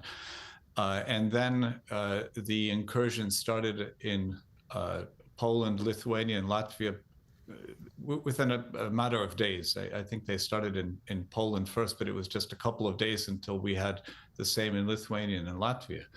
And there we went through the rule book of what can we do, what should we do, and what will we do. And there was very quickly decided to effectively shut the border and deal with the legal ramifications afterwards. That is, if Belarus is forcing migrants to illegally enter the European Union, first we have to stop that, and then we have to think about how to deal with it in a longer term if it turns out to be the case. And that's exactly what Latvia did. We, in President Trump's parlance, we built a big, beautiful wall. We effectively did. And afterwards, the government worked with our European partners to make sure the legal framework is there for what we were in fact doing on the ground out of necessity. And with a military attack, NATO has, that was adopted, or the new plans are readopted. There's certainly from SACEUR down, there's a clear chain of command, and it's known what needs to be done. And it's the implementation, making sure NATO partners are committing to providing the resources that SACEUR needs to complete the mission, which is to defend any and all parts of NATO territory. So from a military point of view, I think NATO, and Latvia included, is well prepared in terms of knowing what it needs to do. But now it's a question of implementation, making sure you have the tools to do the task, which already has been clearly defined, and that the exercises go on where it's exercised again and again and again, how to do it better. And each iteration you learn from your, let's say, not mistakes, but the things that are incomplete, and you just do it better next time around. From a government point of view, the government of Latvia, I have participated quite a number of times. It was already mentioned in the introduction of these various simulations or exercises, where it's certainly is well known. All the documentation is prepared. So to go from a wartime government to a war cabinet, all of the steps are worked out, and I have participated in that exercise as well. The government is able to function outside of the government building, outside of Riga. That's no difficulty whatsoever. All of that has been worked out. So the government, in a true crisis, assuming that the new ministers are equally being trained and are clever enough to understand that and calm enough to react, with intelligence if something happens. There, I think the preparation is also in place. Where I see the biggest challenge right now, which is alluded to the last speaker, is in civil defense. So we have plans. Everyone knows that you have to have a 72-hour bag, with just be prepared to live off grid, shall we say, for 72 hours. But in terms of practicalities, speaking with people, certainly in my circle, most people have no clear idea what they would actually do or what would be demanded of them in a crisis. I'm quite convinced that still many doctors are unclear whether they would just continue at their posts or whether they would be involved in some other function that is more closely aligned with the military. So I think there are a lot of questions that ordinary citizens have as to what their role would be in a crisis. Those who have joined the National Guard, very clear. They know what they will do. Those working at critical infrastructure, that's been defined, very clear. They know that they will continue working. But for most other people who aren't firefighters or working in the electric grid or working in an arms industry or members of the National Guard, or reserve soldiers, what do they do? And I think that the government and local government still has lots and lots of room to improve, because in any crisis, the biggest danger is panic. That's what the enemy wants. That's what the enemy will try to foster. And that's what the government or the defender needs to work against. So if my assessment for the government decision making, there is an algorithm continually being updated, rehearsed again and again, where the decision makers would know what to do. And importantly, the staff around the decision makers is prepared for many contingencies.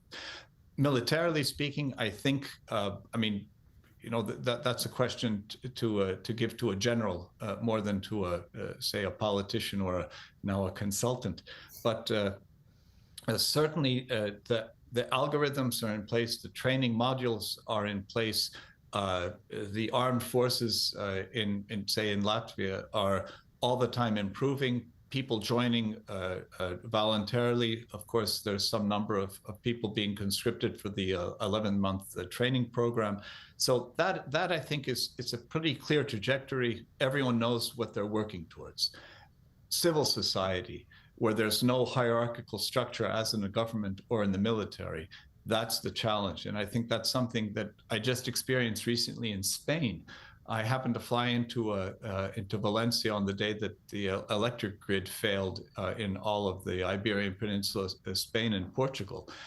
And you realize that, say, the Spanish society is generally completely unprepared for a crisis like that. Mobile phone towers didn't have enough backup, so telephones weren't working because too many towers were out. Telephones aren't working, the internet is not working, so communication blocks down. Shops are not working because the cash registers don't work, so they can't take money because people no longer use cash. So people aren't having 72-hour bags in Spain, including cash.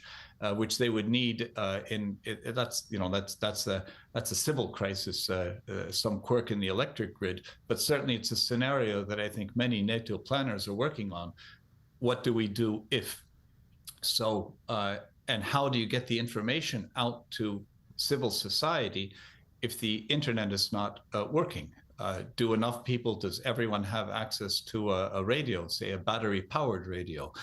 In Latvia, we've been working on that, but I think in many parts of Europe, of other NATO countries, we're not. So government, military, I think that's in the right direction. Civil society, if in Spain, very unprepared, but I think they'll be more prepared in the future.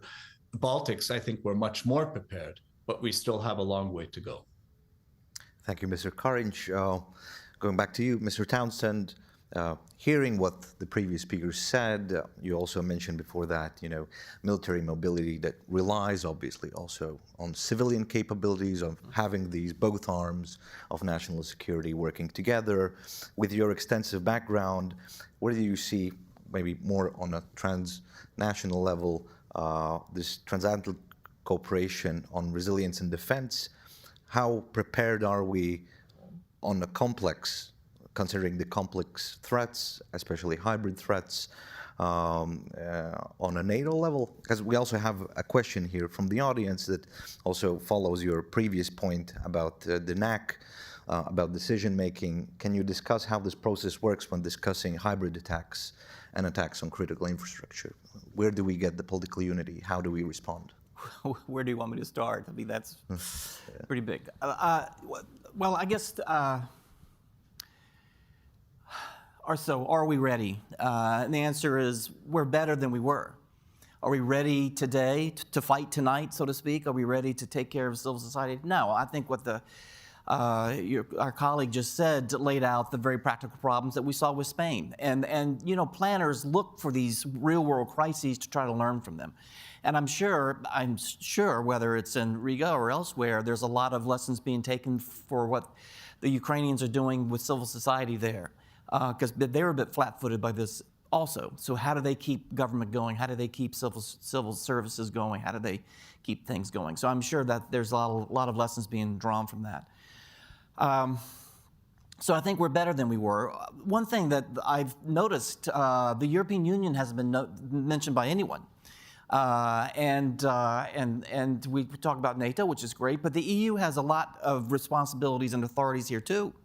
And where are they? What are things that belong to the EU to take care of, or to address, or where are they in the mix? Are they not in there at all? Which is, okay, but it would be great to have another actor in there with money that might be helping to solve a problem there in terms of civil society. I mean, I don't know, but a lot of these problems aren't NATO problems, and that's what some people have to remember too. You might think that like with cyber, cyber is a NATO problem. No, cyber is not a NATO problem. NATO has a role to deal with cyber. We've got a role in terms of the military side of it. We can help. We've got ways to help nations harden their cyber, and we can send a team when things happen. But there's a civil society part of that too, and I think the EU has say in that. I mean, I'm no expert, but I did find that interesting, and maybe there's a good reason the European Union isn't there. You could be scoffing at it and say we don't want them involved, and that's okay too. That's up to you. But I would think they'd be part of this some way or another, in terms of helping in terms of civil society. So are we ready? I don't think you're ever ready. I think when the balloon goes up, you won't be ready.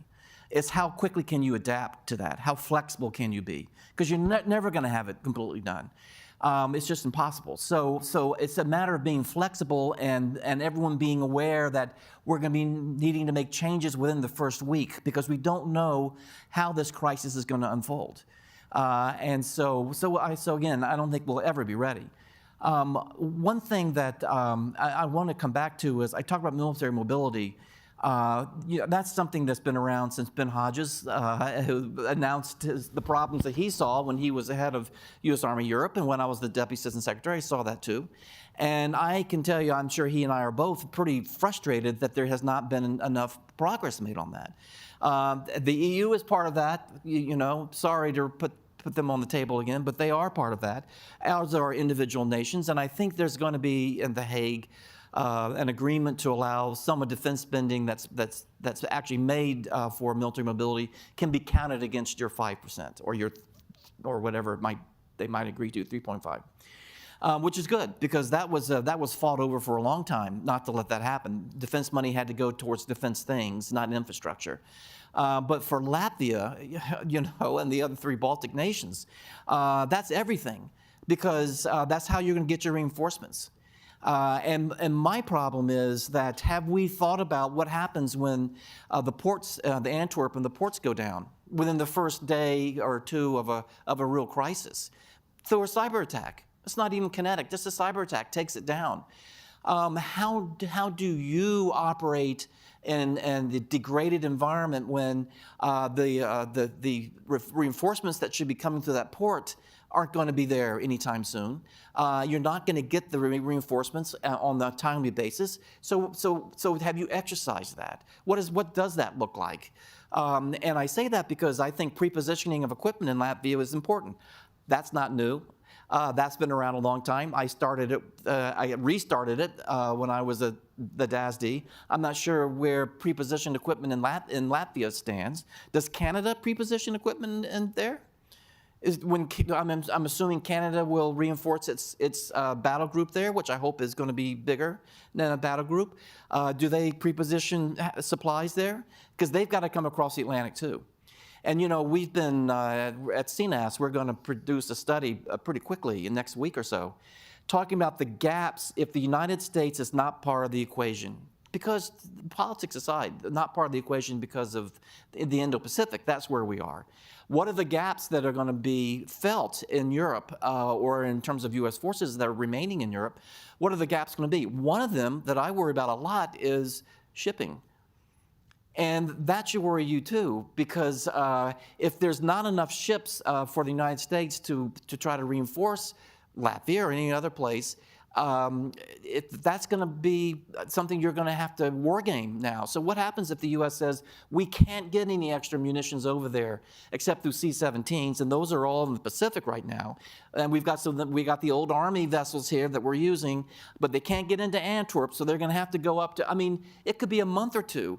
So there's not pre-positioned equipment there, particularly to handle reinforcements that come by air. That's going to be a bad place for you all. So in terms of how well are we prepared, and you're talking about resilience, what I'm talking about, isn't necessarily specific resilience like it's been on your study. But if there's an awareness among the civil population in Latvia that the reinforcements that they always thought were going to be coming from the United States or Canadian reinforcements or whatever it might be are not going to be there, that's going to hit resilience because it hits civil morale. And rumors sweeping that the American cavalry is not going to be there on a timely basis. And so this is resilience, as a matter of fact. So I think military mobility and wargaming, how do you deal with civil society? How do you deal with Latvia? How do you deal with your defense and deterrence? How do you deal with that when there is a degradation in terms of reinforcements and this type of thing? I hope that's what you guys are looking at. I don't know. But I would really look at the logistics part of military mobility and see what you need to be doing now to handle that. Is that something new to you all, or is this like, Jim, we're working this? Thank you. Mr. Mikishko could probably give some first response from the MOD, but also, considering all these issues and challenges, also from your perspective of implementing comprehensive defense, obviously it's one thing on paper. The second thing, how do we exercise it? How does it translate into reality? How could you maybe give some insights from your perspective on these issues? Everything's good, I'm sure. Everything's in the bag. Yeah, but so we've been working on comprehensive defense since 2018 when MOD presented this to the government, but of course we started it much earlier, I don't know, some four years and a bit more. And serious work has been done to adjust national legal framework, plan and discuss activities with other governmental institutions in order to prepare detailed implementation plans and so on. And of course, we had clear political support for that. And we were preparing possible crisis scenarios in order to better explain idea of comprehensive national defense to our other governmental institutions and actually, comprehensive national defense was not really among top priorities for other governmental institutions, and basically there was no sense of this emergency that we should do something in this area. But in 2022, when the full-scale Russian invasion in Ukraine started, there were no questions why we need comprehensive national defense, why we need to define roles of institutions, why we need exercise, and so on.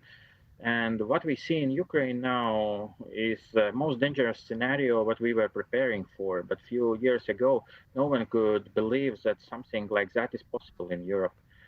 All these attacks on civilians, civilian infrastructure, service providers, and it's not just a war between two armies. The whole country is affected and involved in defense activities. And the Russian invasion in Ukraine was really a booster for our comprehensive national defense implementation. And actually it demonstrated as well will of our people to be involved in defense of our country in different ways. Of course, it demonstrated support of our nation to Ukraine. And basically, most challenges in our case were and still are related to limited personal resources. In order to establish and implement cooperation, coordination frameworks with civil society. And currently, actually, we are basically working with those who are willing to support armed forces to create these cooperation mechanisms and frameworks. And still, we don't have enough personal resources or admin capacities to involve everyone who wants. And Mr. Karinch rightly mentions that we need to boost up our civil defense with additional resources and manning in order to explain to civil society their roles and these mechanisms of cooperation and coordination. And we should organize more practical exercises with involvement of society in order they can see, feel, and practice their roles. And actually, currently, we are learning a lot from Ukraine. Basically, all sectors, all ministries, we are looking for and identifying different lessons learned. What we can implement in short term, in long term, and we are developing all these contacts with Ukraine. And basically, I should say we just need to do more, and all sectors should do more in resilience area, and we should organize as well much more practical exercise. We are doing a lot of different training tabletop exercises for government, for operational level between armed forces, private sector, civil agencies, and so on. But now we should do more steps towards involvement of society. Thank you, Mr. Mikishko. I know we're slightly over time, but I think it's important to wrap up, and I would like each panelist, we have a question from the audience, and I think it will sum up the panel very well. At the Hague Summit in June, how should allies and partners be discussing resilience? Maybe each, 1 minute, answers few sentences, starting with Mr. Karinch. Yes, well, implementation. I think that at The Hague, that's what it really is. It's implementation. It's following through. It's clear, Mr. Townsend mentioned this, that the U.S. is shifting its attention to the Pacific. It's, 3-4 administrations in the U.S. that have done this. The difference between Trump and the previous presidents is style, actually not content. And finally, and I think that is a direct consequence of Trump post-inauguration, as people say, Trump 2, that European countries are now getting finally serious about investing in the defense. But even with Germany opening up its coffers, it's estimated that this is a 5 to 10 year process before European NATO allies collectively can effectively replace capabilities of the US. So in order to get from here to there, and when I'm saying there, I mean NATO allies in Europe providing the lion's share of the investments for their own defense. That is, even with the US involved in NATO, the investments need to come from Europe. And as the implementation works out, it's very key that as Europe ramps up and say the US maybe winds down some of its European operations, that's done in lockstep, so that the overall collective deterrent effect against Russia remains in place. That's the challenge. And I think what's important is speed. And for the European angle, one of the things that the European Union needs to do, military mobility rules about crossing borders, do tanks need visas and things like this? Or, what kind of paperwork do you need to move a column of Leopards from Germany into Poland? That's one issue. But another big issue is in the defense industry in Europe, which is still very fragmented. It's very clear that companies need to merge. And the EU has very strict anti-competition laws. And these anti-competition laws need to be readdressed to allow major mergers that would allow the economies of scale to take over. Thank you, Mr. Courage. Mr. Mikishko, very shortly, what should the partners be discussing in Hague? I think in Hague, definitely we should demonstrate our solidarity and unity as alliance, and we should increase our collective awareness, preparedness, and capacity to address all these growing strategic threats, including threats against critical infrastructure, supply chains, and this area of work is essential, and especially about information sharing with private sector and taking into account their role in the resilience and the execution of NATO defense plans, like host nation support part, with all services they are providing and so on. Yeah, thank you. Thank you.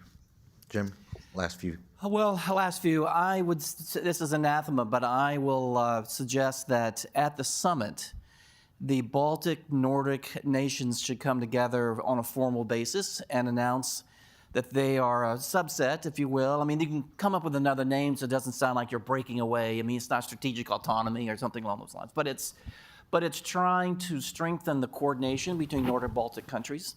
I'll even throw the Jeff into that in some way or another, but I think it's something that needs to be recognized within the alliance, number one, politically.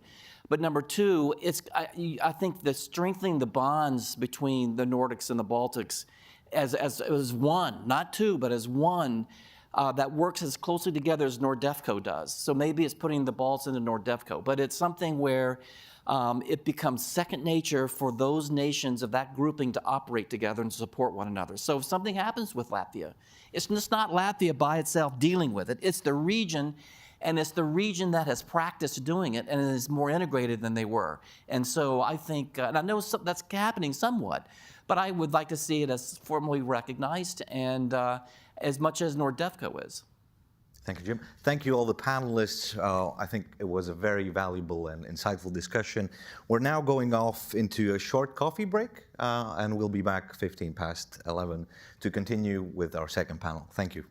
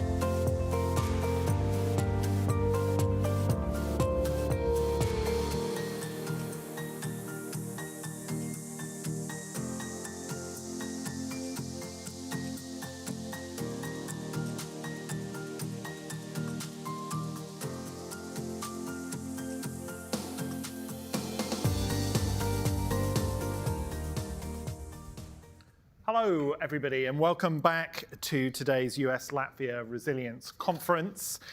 Delighted to welcome everybody here for the second part of today's discussion.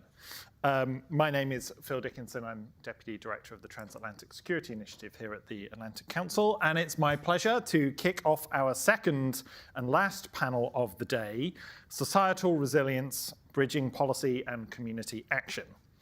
Now, as the Alliance prepares to confront the most pressing challenges to transatlantic security, it must do so with resilience top of mind, as we've been discussing today.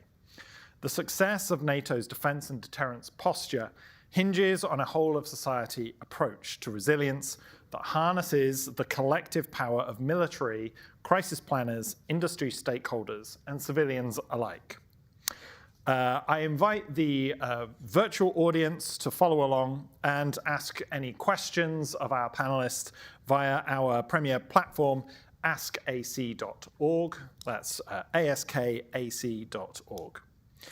Now I'm delighted to introduce our distinguished panelists. I'm joined on stage first here by Anka Agachi, a non-resident fellow with the Transatlantic Security Initiative in the Scowcroft Center at the Atlantic Council. Welcome, Anka.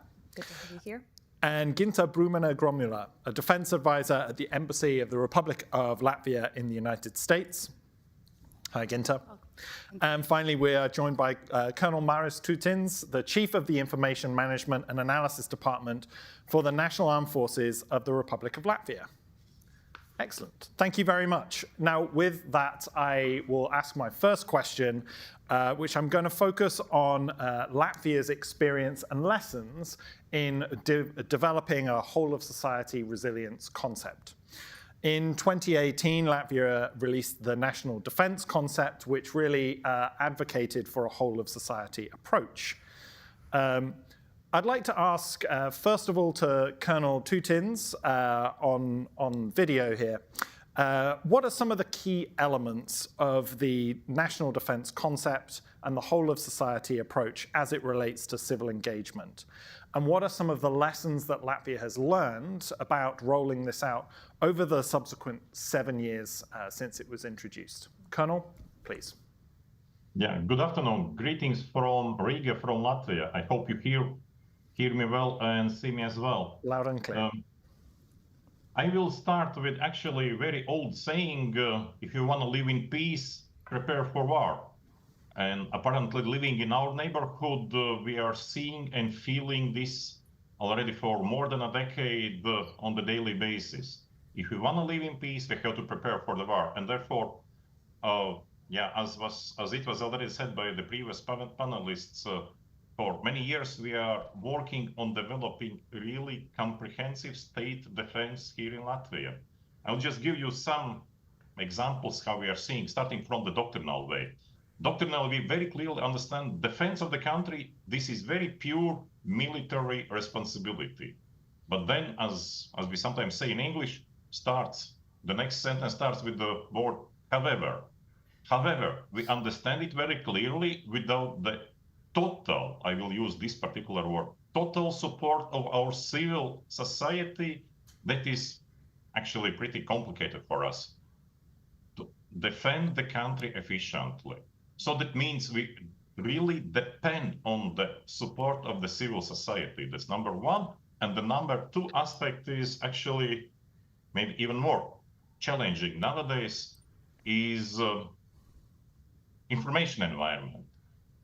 We clearly understand that the one who is dominating in information environment eventually is able to dominate on the battlefield as well. So therefore, we understand our information as environment as something that we have to protect. Why? Because we very clearly defined it, and we are not hiding it, that the center of gravity for our defense is the will of society to defend the country, defend our independence.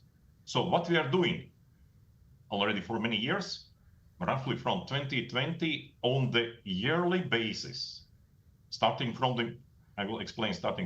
the municipal level, we are working with all our municipalities, with civil protection committees of these municipalities, explaining them their role in the state defense. formally and practically, civil protection is not responsibility of military, just to make it very clear. But again, we clearly see that without involvement, that won't develop on the appropriate way. So we are teaching them what we expect from them, what we expect them to do, what are the homeworks which every municipality have to do, not today, but actually the day before yesterday, what has to be done. And yeah, already for roughly 5 years, this is mandatory for every civil protection committee to conduct at least one tabletop exercise per year, exactly for these cases related to the wartime situations. This is not the first aspect which we are doing on the municipal level. The second aspect, if you remember, I spoke about the dominance in the information environment. We understand that training of public affairs officers working on municipal level, in municipalities, in police, fire and rescue services, they have to understand how their responsibilities would change in case of war. So we are working with them as well. At least once per year, we are organizing regional trainings where we are explaining what is happening, what procedures should be obeyed, what they are allowed to communicate in case of war, and what they should do only after clearing this information with us.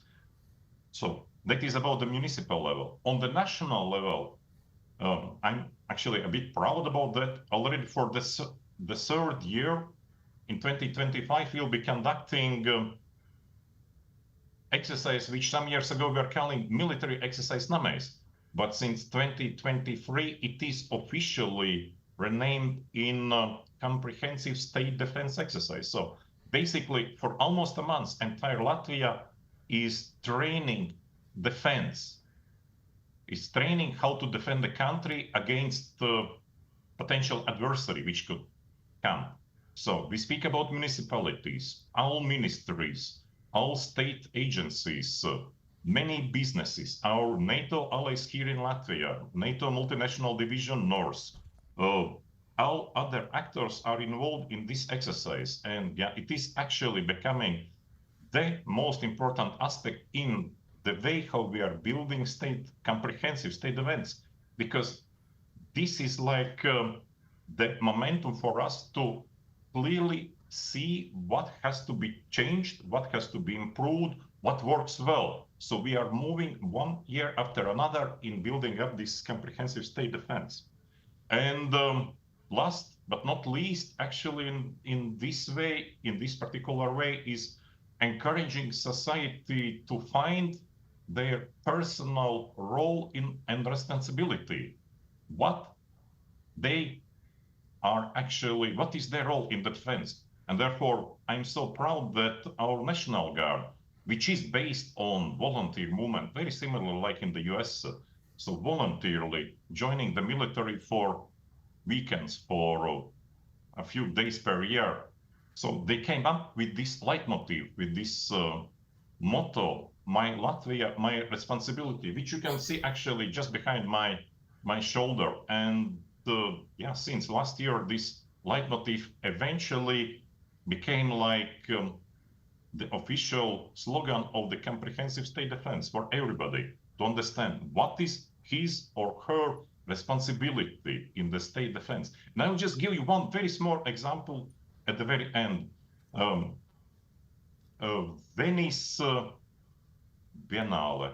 I hope my Latvian colleague in panel will help to define how properly actually it is in English. So our architects and artists are building up this Latvian exhibition, Latvian state exhibition in Venice, which is the place for architects and artists to get together. I think every year or every second year, apologize, I don't remember. But this particular year, they chosen the topic of the building Baltic defense line on our eastern border. So our architects are presenting this through the way how the defense of the country is actually influencing the local society. So very shortly, very short introduction. Thank you. Well, thank you so much, Colonel. That was a really fantastic explanation. I think what I loved about it was just how effectively you set out the different kind of layers of social players involved in this. This is not just military responsibility. The military has an important role as a coordinator, as an awareness raiser, and with the expertise and experience in adjusting to logistical challenge. But as you said, even artists and architects, and running right the way through the dictionary, there'll be people with lots of different roles to play in society. Ginter, as the other Latvian on the panel, therefore, I wonder if you could elaborate a little bit more on some of the experience there that the Colonel presaged for us. Yeah, thank you. And I probably start with like stepping a bit back and paying attention more to the conceptual framework, how we actually came to this moment that Colonel very well described, which is already a sophisticated kind of model that we are implementing in Latvia. But we started that from scratch, and we started that from the top-down approach. That wasn't kind of societal self-organization for involvement in defense.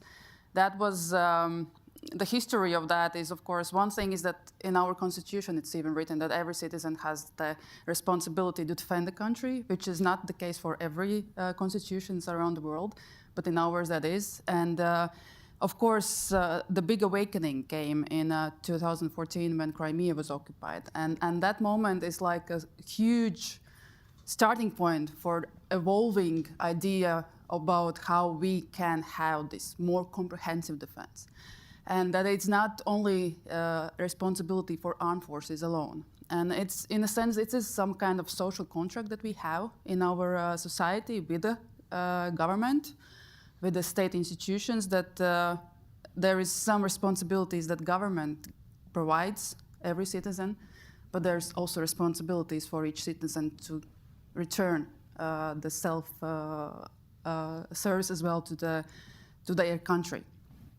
And so I remember when we started thinking about how we should embrace this more widened approach to defense, there were a lot of ideas, but of course we have to start somewhere. And actually 2016 was the first time that we mentioned comprehensive defense in our state defense concept.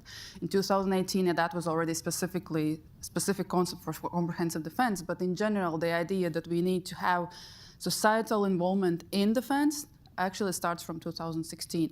And we've directly identified the layers, from which to start. And those were, of course, first of all, organized institutions that we tried to address. Those were the state institutions, of course, municipalities, and also NGOs. And the most important that we specifically described in all the concepts was the church, because through that we somehow wanted to as well get in touch with the individuals. That was, I think, was the first linkage between some organization and individuals in the society. But of course, that was very new concept, and it was not understood for everybody. And then Ministry of Defense took lead on explaining why that is important, why we need to invest that, why we need to have municipalities sit at the table and exercise with us. What are the knowledge base for, the minimal knowledge base for each state official? I'm not even telling about how to kind of get those knowledge to the individual level. So that was all just starting to develop. And as in the previous panel was very well described, that was not in the first years received with a very enthusiastic approach from other institutions. That was process in the making, and we tried to kind of push with every initiative, with small information campaigns, with all kind of organizational activities that we as a Ministry of Defense actually conducted. We try to enhance those boundaries of involvement. And currently, I think we are at a very high maturity level on this concept. And the last state defense concept that was just adopted 2 years ago clearly identifies very specific already areas how this comprehensive defense works. And it also has this conceptual framework how that comprehensive defense actually gets into the overall deterrence defense concept, because it's all about deterrence. It's all about defense of the country. It's not just in isolation. That's part of that. And so in this huge conceptual framework, we have hard defense and we have the soft defense. And the soft defense is this involvement. And that soft defense actually works in support of the hard defense. It's primarily, of course, we are focusing on military threats. And we perfectly aware that in our case, the worst case scenario, we will be the territory where war will be conducted on. And that, I think, is also a very good argument why we need to engage as much as possible people from different areas. And that is also a good argument for our efforts as well, because they are interested now, especially after full-scale war started in Ukraine, to be part of that. The problem that we are still struggling is that they somehow still think that Ministry of Defense will provide all the answers to everybody. And we have constantly questions and inquiries, what exactly should I do in this particular situation? And we said, we will not be able to tell you that. First, there's, of course, the limited personal resources. And there's also a next level that we are now trying to get into, and I think we are not there yet. We are trying to get into this individual self-organizational approach that individuals in a society know the framework, they know whom to turn to in a crisis situations, they know at least what we expect from them in general terms. And it is their own responsibility to find their own role in the specific scenarios. That goes, this is this concept from individual to societal level. Through individual actions, we connect to the local communities, and then through local communities, we connect to the state level. But I think that is something that we have to still tackle with it, because it's not so easy. It's it's easier when somebody says you should do that and that, not like I'm coming with the initiative. That is something we try to foster and to try to kind of push forward. Mm-hmm. So that's... Thank you. One of the things that you mentioned there was the concept of this being a part of the social contract, and that requires constant communication between government, different levels of government, local, national, etc., and the public. I'm from the UK, so it's a larger country than Latvia, and as a relatively smaller ally.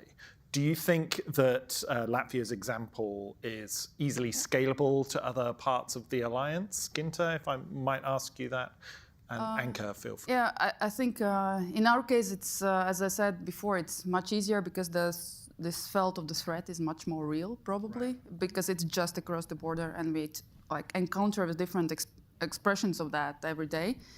But of course, the model, because we built our model actually a lot of looking at how Finns did that. And we had a lot of expert discussions with Finnish colleagues on how they're doing these things. And we try to adapt to that our own national kind of situation. So I think it is scalable. But of course, you need to have this sense of threat and to what you prepare for. And in our case, as I said, we are mostly focusing that we should be prepared to fight a war in our territory. And that's a bit different kind of way what kind of priorities we define, what kind of relationships we define, what kind of tasks we define for the critical services, for military and so on. But of course, when we go probably on the deeper into Europe, there are different tasks.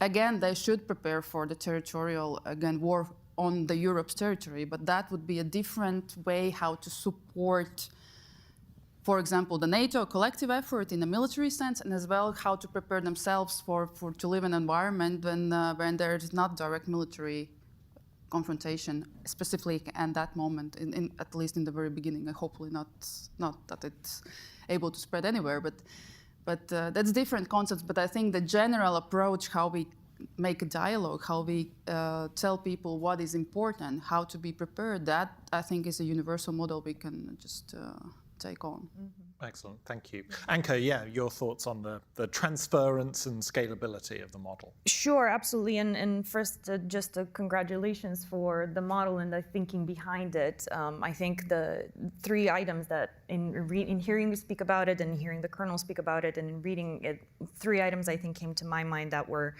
conceptual, at least, very important to be transferable. So one, this two-way street of communication, I think that you mentioned is critically important. And I think in the context of civil society, especially understanding what the social contract is and understanding ahead of time before it's needed and building that trust early on in terms of what the responsibilities are on both sides, I think is a critical way to think about it. Secondly, I think this item of localization is really, really important. The situation will look different depending on where you are at. The threats may look different. But I think ultimately, it's a cliche to say, but resilience does start at the local level. It starts with your mayor, it starts with your immediate community, it starts with those you see most often.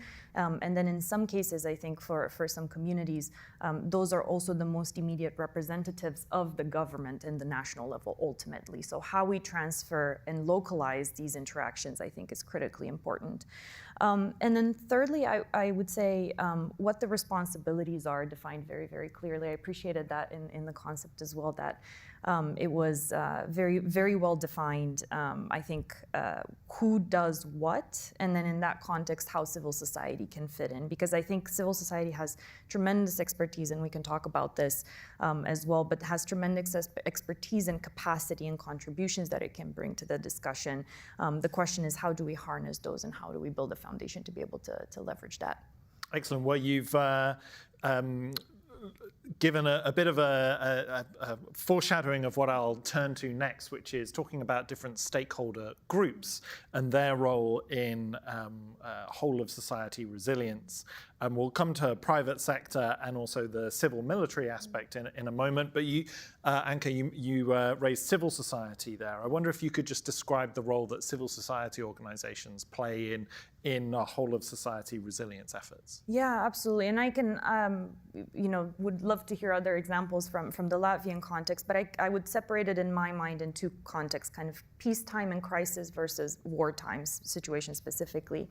And I think there are a couple of ways where, actually multiple, that civil society can contribute. I think one example that we've seen in some contexts, especially in the aftermath of the start of Russia's war in Ukraine, is surge capacity.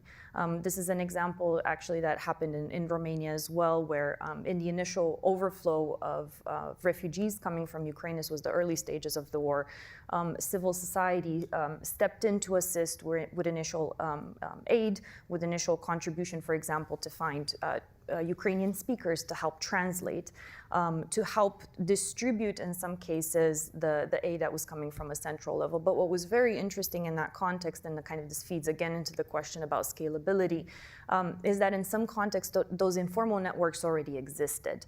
And so the fact that there was already a foundation in terms of civic connection and community upon which to build was critically important in ensuring that they were able to surge.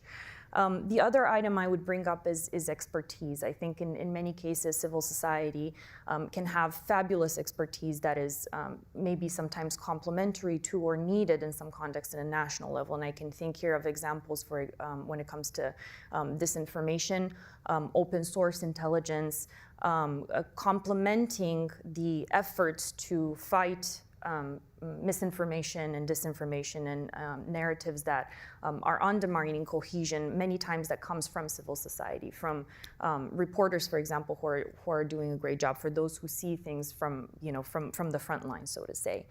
And then when we move into a wartime situation, I think obviously civil society plays an incredible role, and I would direct those who are watching and attending to a report, shameless plug for RAND, but I have to do it to a report written by two of my colleagues, Marta Kepe, who's actually Latvian, and Alisa Demius, where they looked at the initial months after Russia's war in Ukraine, after it started, at civilian resistance and the will to fight, and how civil society, what role specifically it played in those initial months, and then how it was actually able to contribute. And there were many, many interesting items to mention, from kind of spontaneous support and usage of existing informal networks to help with civil protection, humanitarian aid, and so on, to a broader will to fight that contributed to denying, as we know very well, the occupiers'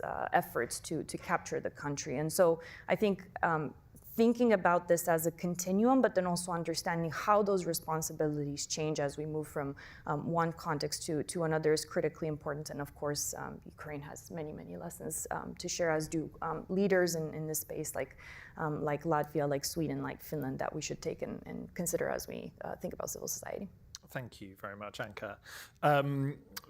Colonel Tunins, we'll come to civil-military engagement in a moment, so I'll just ask Ginta about the role of the private sector as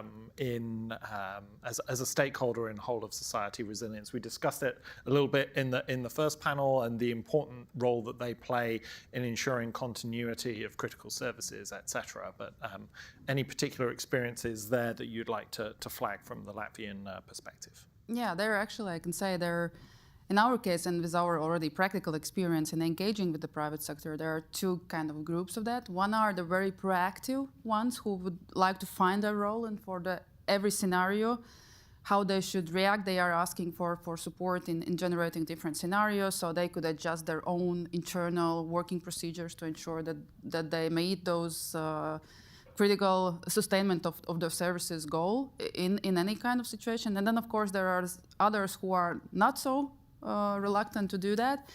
And so we have to engage both. But I think that part which are more proactive and willing to engage are much more now. And with every year, those numbers are growing. So we have also, of course, in our national planning, for national planning purposes, we have divided private sector companies in 4 categories, also relating to the infrastructure, also to the services, who are the most essential, then like going down to the priority level. And of course, there are different as well approach to each of the sensitivities, how high on the priority list they are. And of course, what we see, and I think there is a lot of the examples as well, that there are some companies which are exactly probably not even the critical services, but they are willing to find their place in this defense of the country. And there are very good examples when some engineer kind of companies just are providing services for, or having a list of different kind of services they could provide for the armed forces in times of crisis. For example, trucks and helping and assisting some building engineer obstacles, which in general they probably are not the critical service in a wartime scenario, but they are willing to shift their business towards supporting military. So I think this engagement is growing with every year, and Mars probably can talk more because National Guard as well as the armed forces are constantly in communication with them and finding the role for different companies to be part of defense.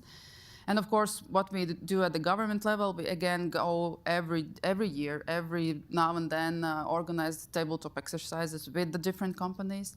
We try to educate the personnel of them, and there's in the recent years there's a huge demand for the Ministry of Defense to just give lectures about security environment for their workers, just to understand what kind of geopolitical situation we are living in. And unfortunately, it's very hard to give all the lectures to everybody who wants that, and therefore we see that there is some also additional, some second layer involvement of the private sector to actually ensure those educational lectures for everybody to be on the same page and to give the demand satisfaction of information. But as I said, there are different layers. We are organizing a lot of engagement possibilities. They are very open, and they're also very proactive. Most of the companies are very proactive in having their own crisis scenarios and crisis plans. And all that is done. And what we especially want to ensure that we are able to synchronize the national defense plans, which are classified, of course, with through this dialogue with the companies in unclassified way, how we can ensure that what they are doing actually matches the national defense plans, and that is process and progress with every engagement that we have with those companies. Thank you very much. Colonel Tutins, please jump in. I'd like to ask you about civil-military integration, because I know that this is something you've spent a lot of time thinking about.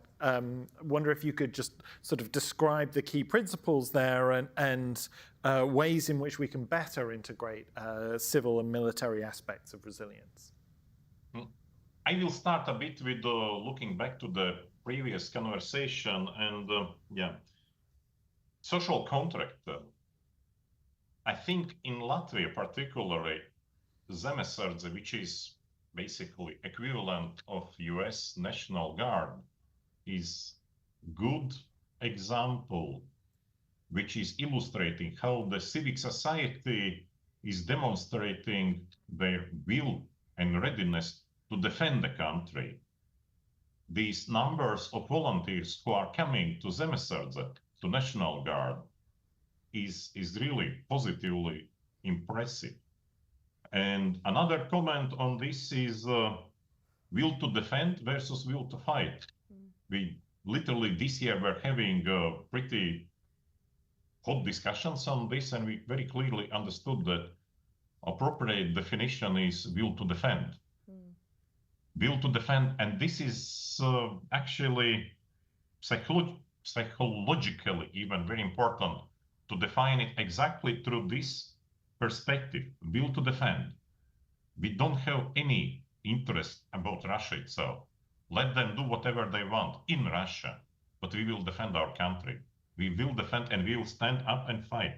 Speaking about civil-military interaction and the focus and priorities in Latvia, as said, for us, the most important is build up the resilience of the country. We are working with our municipalities, we are working with businesses as well. And what we are building is exactly this understanding how our civil environment, how our civil companies would be able to come and help us. I think there is no any military in the world which has enough resources, particularly engineering resources, which has enough bulldozers, excavators, hook lifts, just name it, to really build rapidly defense in case if we have all indicators that really the hour is coming. We need already homework to be done. So what we are doing at the moment is we are working with those various largest companies in Latvia, which owns these resources, which owns these, this equipment, which actually possesses the knowledge how to use it. So, and they are actually having, absolute majority of them, they are having not only interest, but willingness to come and help in case of war. This is exactly one of jobs which my department is currently doing. We are processing agreements with civil companies which would be ready to come to Latvia to come to help military in case of war. And interestingly enough, there are companies which are helping us already pro bono, without any, how to say, requesting any money for that. They're helping us in building up Baltic defense line. When we are asking, okay, would you be interested in any publicity on this? No, please, no publicity. We just wanna take our role and responsibility in building the defense of the country. So, very shortly, back to you. Thank you. Yeah, no, that's a fantastic and inspiring example, I think, and really sort of hammers home the concept of the social contract. In many ways, is much more binding, can be more binding than the financial or legal contract. I'd like to turn the conversation now to focus on resilience to disinformation and literacy, media literacy amongst the general public as an important aspect of resilience. Again, Colonel Tutins, I might come to you first here because I know that this is also something that you work on a lot.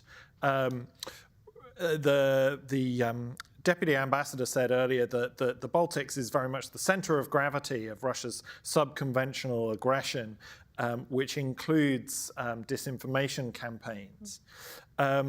What has the Latvian experience been in building resilience to Russian disinformation narratives? How do you build that awareness amongst the public? How do you exercise it? What are some of the lessons for other allies on this front? Perhaps other allies that are not as frontline as Latvia. I think this is the most complicated question which you just asked. You're welcome. Thank you for this. But I will start from reality and then I will try to explain what we are doing. First of all, let's be very honest. Latvia is a part of the Western world, so we are facing the very same problems which Germany, Poland, Finland, UK, US, which we are facing. So fragmentation of the society in the information environment, primarily speaking about the social media. So we see apparently this fragmentation, but we have disadvantage, which sometimes is playing as advantage for us as well. So this disadvantage is our geographical location and our neighbor, which, as I said, actually at one point is our advantage as well. If society is seeing who they are and what they are doing, then absolute majority are understanding what we really can expect from them. They do play dirty games already for decades. Let's remember just the COVID period.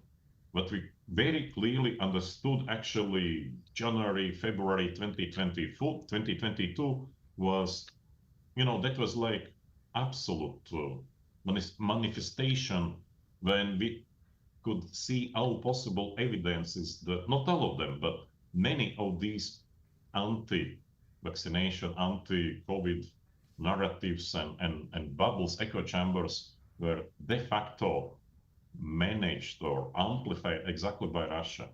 The same actually goes into the political discourse that we are seeing. But Russia itself, at one point, exactly in this way, is the biggest adverse enemy for itself with their deeds. Exactly those deeds which we are seeing in Ukraine, what they are doing, the hatred towards normality, the hatred towards the civilization, I will put it like that, the hatred towards life. And they are trying to do the best to hide it, to question more, as Russians are saying, question more, telling sort of untold, but that works only to still, luckily for us, relatively marginal groups. And those groups which are living in Russian, let's say, information environment as well. We do have apparently such segments in our society, the same as Germany is having them, the same as UK is having them. But building resilience, that is one of the reasons why we are working not only on the strategic level, but as I was saying, on the municipal level as well, with those who are responsible for this public communication in municipalities, police, fire rescue services, all these agencies. We are working with NGOs as well, and we are explaining them not only the way how to communicate, but we are explaining them through different case studies what you can expect in such situations, what type of disinformation actually you could expect, and artificial intelligence with all these possibilities in the bad meaning, what we would be facing in such situations. So we are trying to find the answers, okay, but how will you verify? Which will be your cornerstone for verification? Every year, we're going to all regions of Latvia and we are working with these representatives of public communication, those who are working exactly with local communities. Thank you.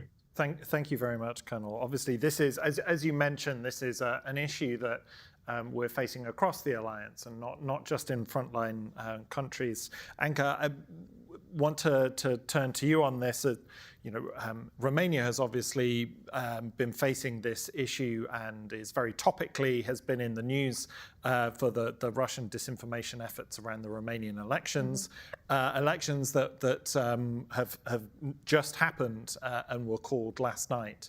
Any thoughts and reflections on from that particular experience that can be shared with the wider alliance? Sure, yeah.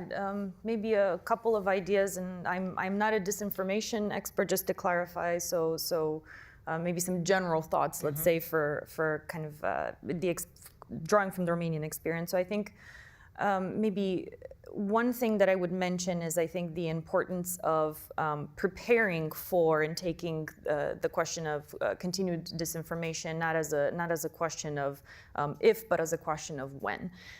And I think importantly, communicating ahead of time from the governmental institutions' perspectives, what is being done to prepare for those instances, what is the level of readiness, and basically what to expect from the population. I think that is critically important as part of this social contract and as this two-way communication, basically for the government to say, hey, we are preparing for this, we are watching this, this is on our list. So that's number one.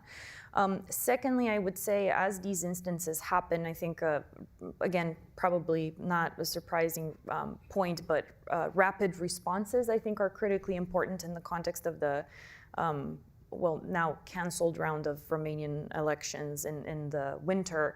I think what was very difficult was after the initial information came out about the potential Russian Russian interference in the election, there was a lot of lack of clarity, even after some documents from the government were declassified. And so how do we meet those narratives head on? How are we shaping the narrative and are present with the narrative of what is actually taking place, so as not to allow disinformation and to take place and to take hold.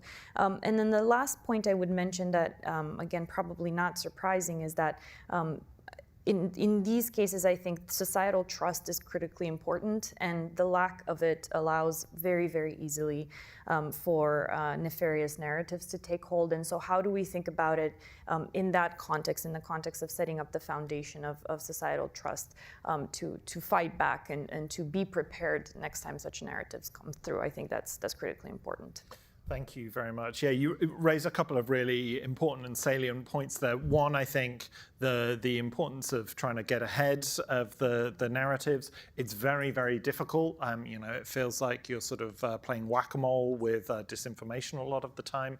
I found it very interesting to see the French government taking a more sort of proactive and assertive stance in recent weeks, tweeting out directly in response to wild theories and accusations online recently from the President Macron's meeting, how a picture of a tissue on a table can be warped and twisted and misconstrued. So good on the French for standing up and taking that on head on. Part of the challenge, though, as soon as we get into a conversation around countering disinformation, is the sort of the balance and the duality between protecting freedom of speech with countering disinformation. This is something that is obviously a very live debate in the US and continues to be so. I just wonder, Ginto, if you can say a little bit about how Latvia thinks about protecting freedom of speech on the one hand, but also protecting the population from harmful, malign disinformation efforts that are put into the body politic by the Russians. Yeah, it's also a very complicated question because I think that our approach in Latvia is, of course, we are safeguarding free speech, and that is part of as well of our constitution, on our government's actions as well. But what we are trying to do, of course, is education. That is something that we as a Ministry of Defense as well as have a lot of invested in. We have state defense studies where the actually understanding misinformation, disinformation, those exercising the ability to check the sources, to check where it comes from. That is part of curriculum in schools. That is our way how we try to limit the effects of those misinformation. We are, of course, looking at the hostile narratives that are close to the criminal offenses that we have also cases with. But in general, the main idea is just to get people educated. And I think we are in much better place than probably other countries, I must say, because we have been dealing with those kind of misinformation, disinformation since we regained our independence. Russians been always in our information space. So there is a lot more complications now, of course, nowadays in the instruments, how that could be propagated, those lies and the misinformation in general. But there is some kind of, I think, knowledge skill that we are already more sophisticated in than probably other countries, because that was funny that I recently was in the discussion and one of Americans mentioned that Americans in general probably think that they are not in any ways affected by the misinformation because they are so well educated. They don't kind of know. They will know when they will be lied to, and I think we Latvians know that we are manipulated, and in Latvia, so we are more cautious on the information. That not always works, of course. There's a lot of still challenges in that, but I think the education is the only response that we have. Fascinating. Thank you very much. We've got about 10 minutes left, so I do want to turn to the audience for Q&A. So if you do have a question that you'd like to ask, please, yes, we've got one over here. Thank you. Yes, my name is William Bellis. My question is that, I can understand if it's correct, Latvia, can you not hear me? Okay, sorry, can you? Okay, so if I understand correctly, that Latvia has a higher amount of ethnic Russians, percentage-wise, than any other NATO country, about 25% and 50% in Riga even. My question is from what you've been discussing today about the security measures you're taking, both militarily and internally, but also and civic platform. What sort of efforts are you doing, or what is the relationship of how are you handling your very large Russian ethnic population? Thank you. Any particular panelists you'd like to direct? No, just I would say, yes, I would say in general, please, because obviously taking issues to measures to integrate them, as well as not doing things to necessarily alienate or antagonize them. Thank you very much. Thank you. I would like to start with saying that they are not native Russians, but they're Russian speakers, and in a plural, because there are many nations actually that speak Russian as their language, family language or native language, but they are not Russians. We have Ukrainians, we have Belarusians, we have old Russians that have been living in Latvia since the 18th century. So this is not one homogeneous group. That's a totally diverse group of different communities within those Russian speakers. So it is not a 25% problem that they're just listening to what is happening in Russia and they're prone to Russian propaganda. That's not the case. Of course, within this group, there is a smaller, much smaller group, which is more radical, of course, which is still living in the Russian media space. And those are mostly in the retirement age, which are still not those people who have been somehow connected to the military, Russian military when they were still in Latvia as part of Soviet Union's army, and they're left with stayed in Latvia with their families, so they never learned Latvian language, and so they're still consuming the media in Russian. But this problem grows with every day, actually decreases, and it's no, of course. What we are trying, not to discriminate anybody. We are trying to engage everybody, but and of course Putin helped us a lot. When he decided to invade Ukraine. So there's a lot of those symbols that actually Russia used and around which they also organized the Russian speakers. They are gone. And actually that was a very late problem that our politicians never managed to do before the war started. We abolished Russian language as a language which should be taught in schools. And we have only education in Latvian. So at least from the political perspective, we also have limited these instruments for Russia to actually use for the propaganda purposes. But of course, I'm not kind of ignoring the fact that we still have those groups in Latvia that are still prone more to Russian media space and propaganda, and they could be used as an instrument, but only for propaganda purposes. They are not in any ways creating any national security problem aside from that point of view. Yes, thank you. And if I may, very short comment from my side. Thank you. I will just add on what was just said. Not the nationality is the problem, neither the language. The problem is where this person or these persons actually are gaining the information from. If they live in the Russian information environment, meaning Russian, from Russia, if they on the daily basis consume Russia Today, Sputnik, just name it, all those crazy stuff, then the problems comes. And in military, we have, frankly speaking, I don't remember the percentages. I know we have hundreds of Russian, how to say, officers in the military, NCOs, soldiers. So nationality is not the problem.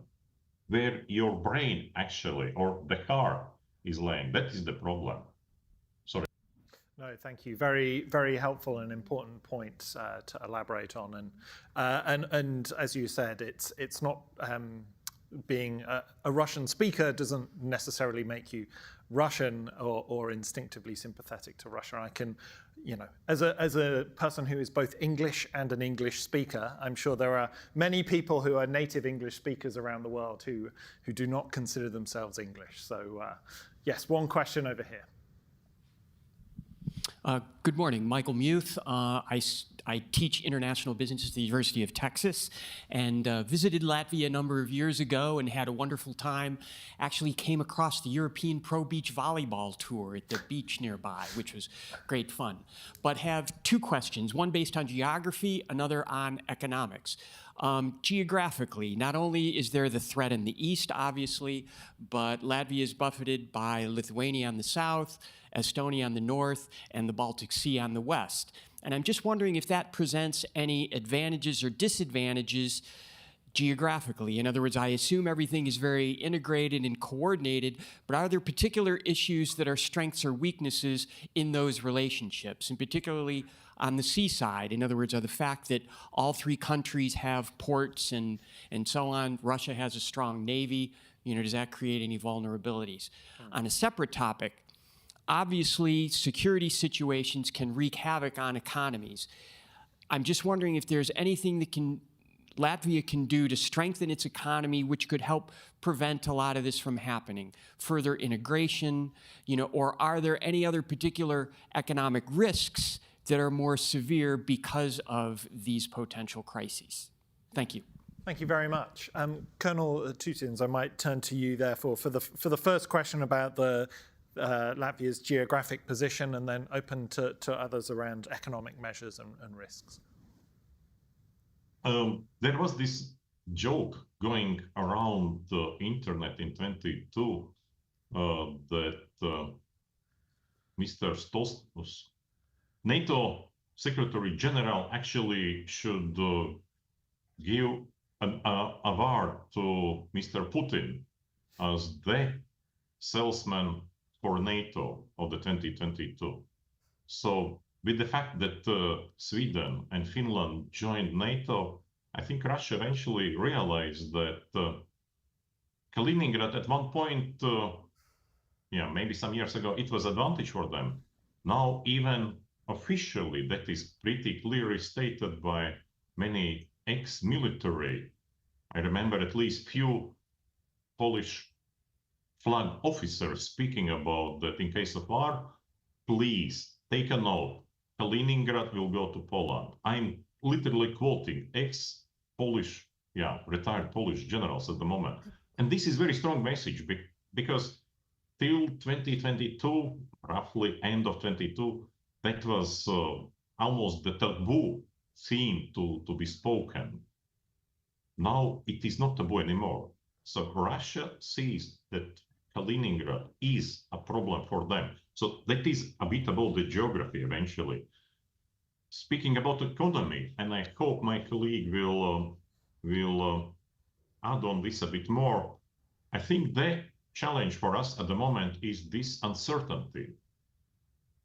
Geopolitical uncertainty, seeing what actually is ongoing in Russia, in Ukraine, and that is the only really hampering aspect for our economy. Although it is still doing, it could be doing much better, but we are seeing that for Lithuanians actually is doing still pretty well. Thank you. Thank you very much. Any I can add comments up on the to economic question? economic side. Of course, the first thing that we did when the war started in Ukraine, we started trying to decouple ourselves from Russian market in all the senses. So, and actually we finished this process, at least on the energy side. We finished this year when we finally now disconnected ourselves from Russian electricity grid. So we finished. We are totally independent of Russian energy, which is a huge like advantage for us now, and it took a long time. As you see, it's already 2025, and it took 3 years to do that. Of course, what we are now looking at, what is the priority of our government, because we are preparing for the possibility of the war, and that is this idea that Mari started with. We should be prepared for the war in order to avoid it. We are preparing our military industry actually to be more resilient as well, and that means trying to get as much as possibilities to develop at least some sustainment things ourselves for the military equipment that we have. Of course, we are not naive. We won't be able to produce HIMARS ourselves, but we try to, at least in the drone industry, that is something that we are investing a lot, just to get the skill set that we have already in Latvia to be used as much as possible also for the defense of the country. So that will be a huge priority for coming years for our government, to attract as much as possible the investments in our military industry, and in such a way also to strengthen the economy, because again, we will spend 5% for defense. That is the government's decision, but as Mr. Karinch rightly said, where's the money? So the idea in the government is that when they are allocating 5% for our defense, they expect that some of that money will come back in the defense budget, in the state budget through defense industry, which we as a Ministry of Defense, of course, are the ones promoting. So that is collectively kind of linked with the policy, with the investment, and as well with the resilience that we are trying to, again, comprehensively begin trying to tackle the security situation that we're facing currently. Fantastic. Well, thank you very much. We're out of time, so I'd just like to say a big thank you to our panelists today. Please give them a big round of applause. Thank you, and thank you as well to our partners from the Centre for Eastern European Policy Studies in Latvia. It's been a real pleasure to take part in this event today, and wish everybody a great rest of your day. Thank you very much. Thank you.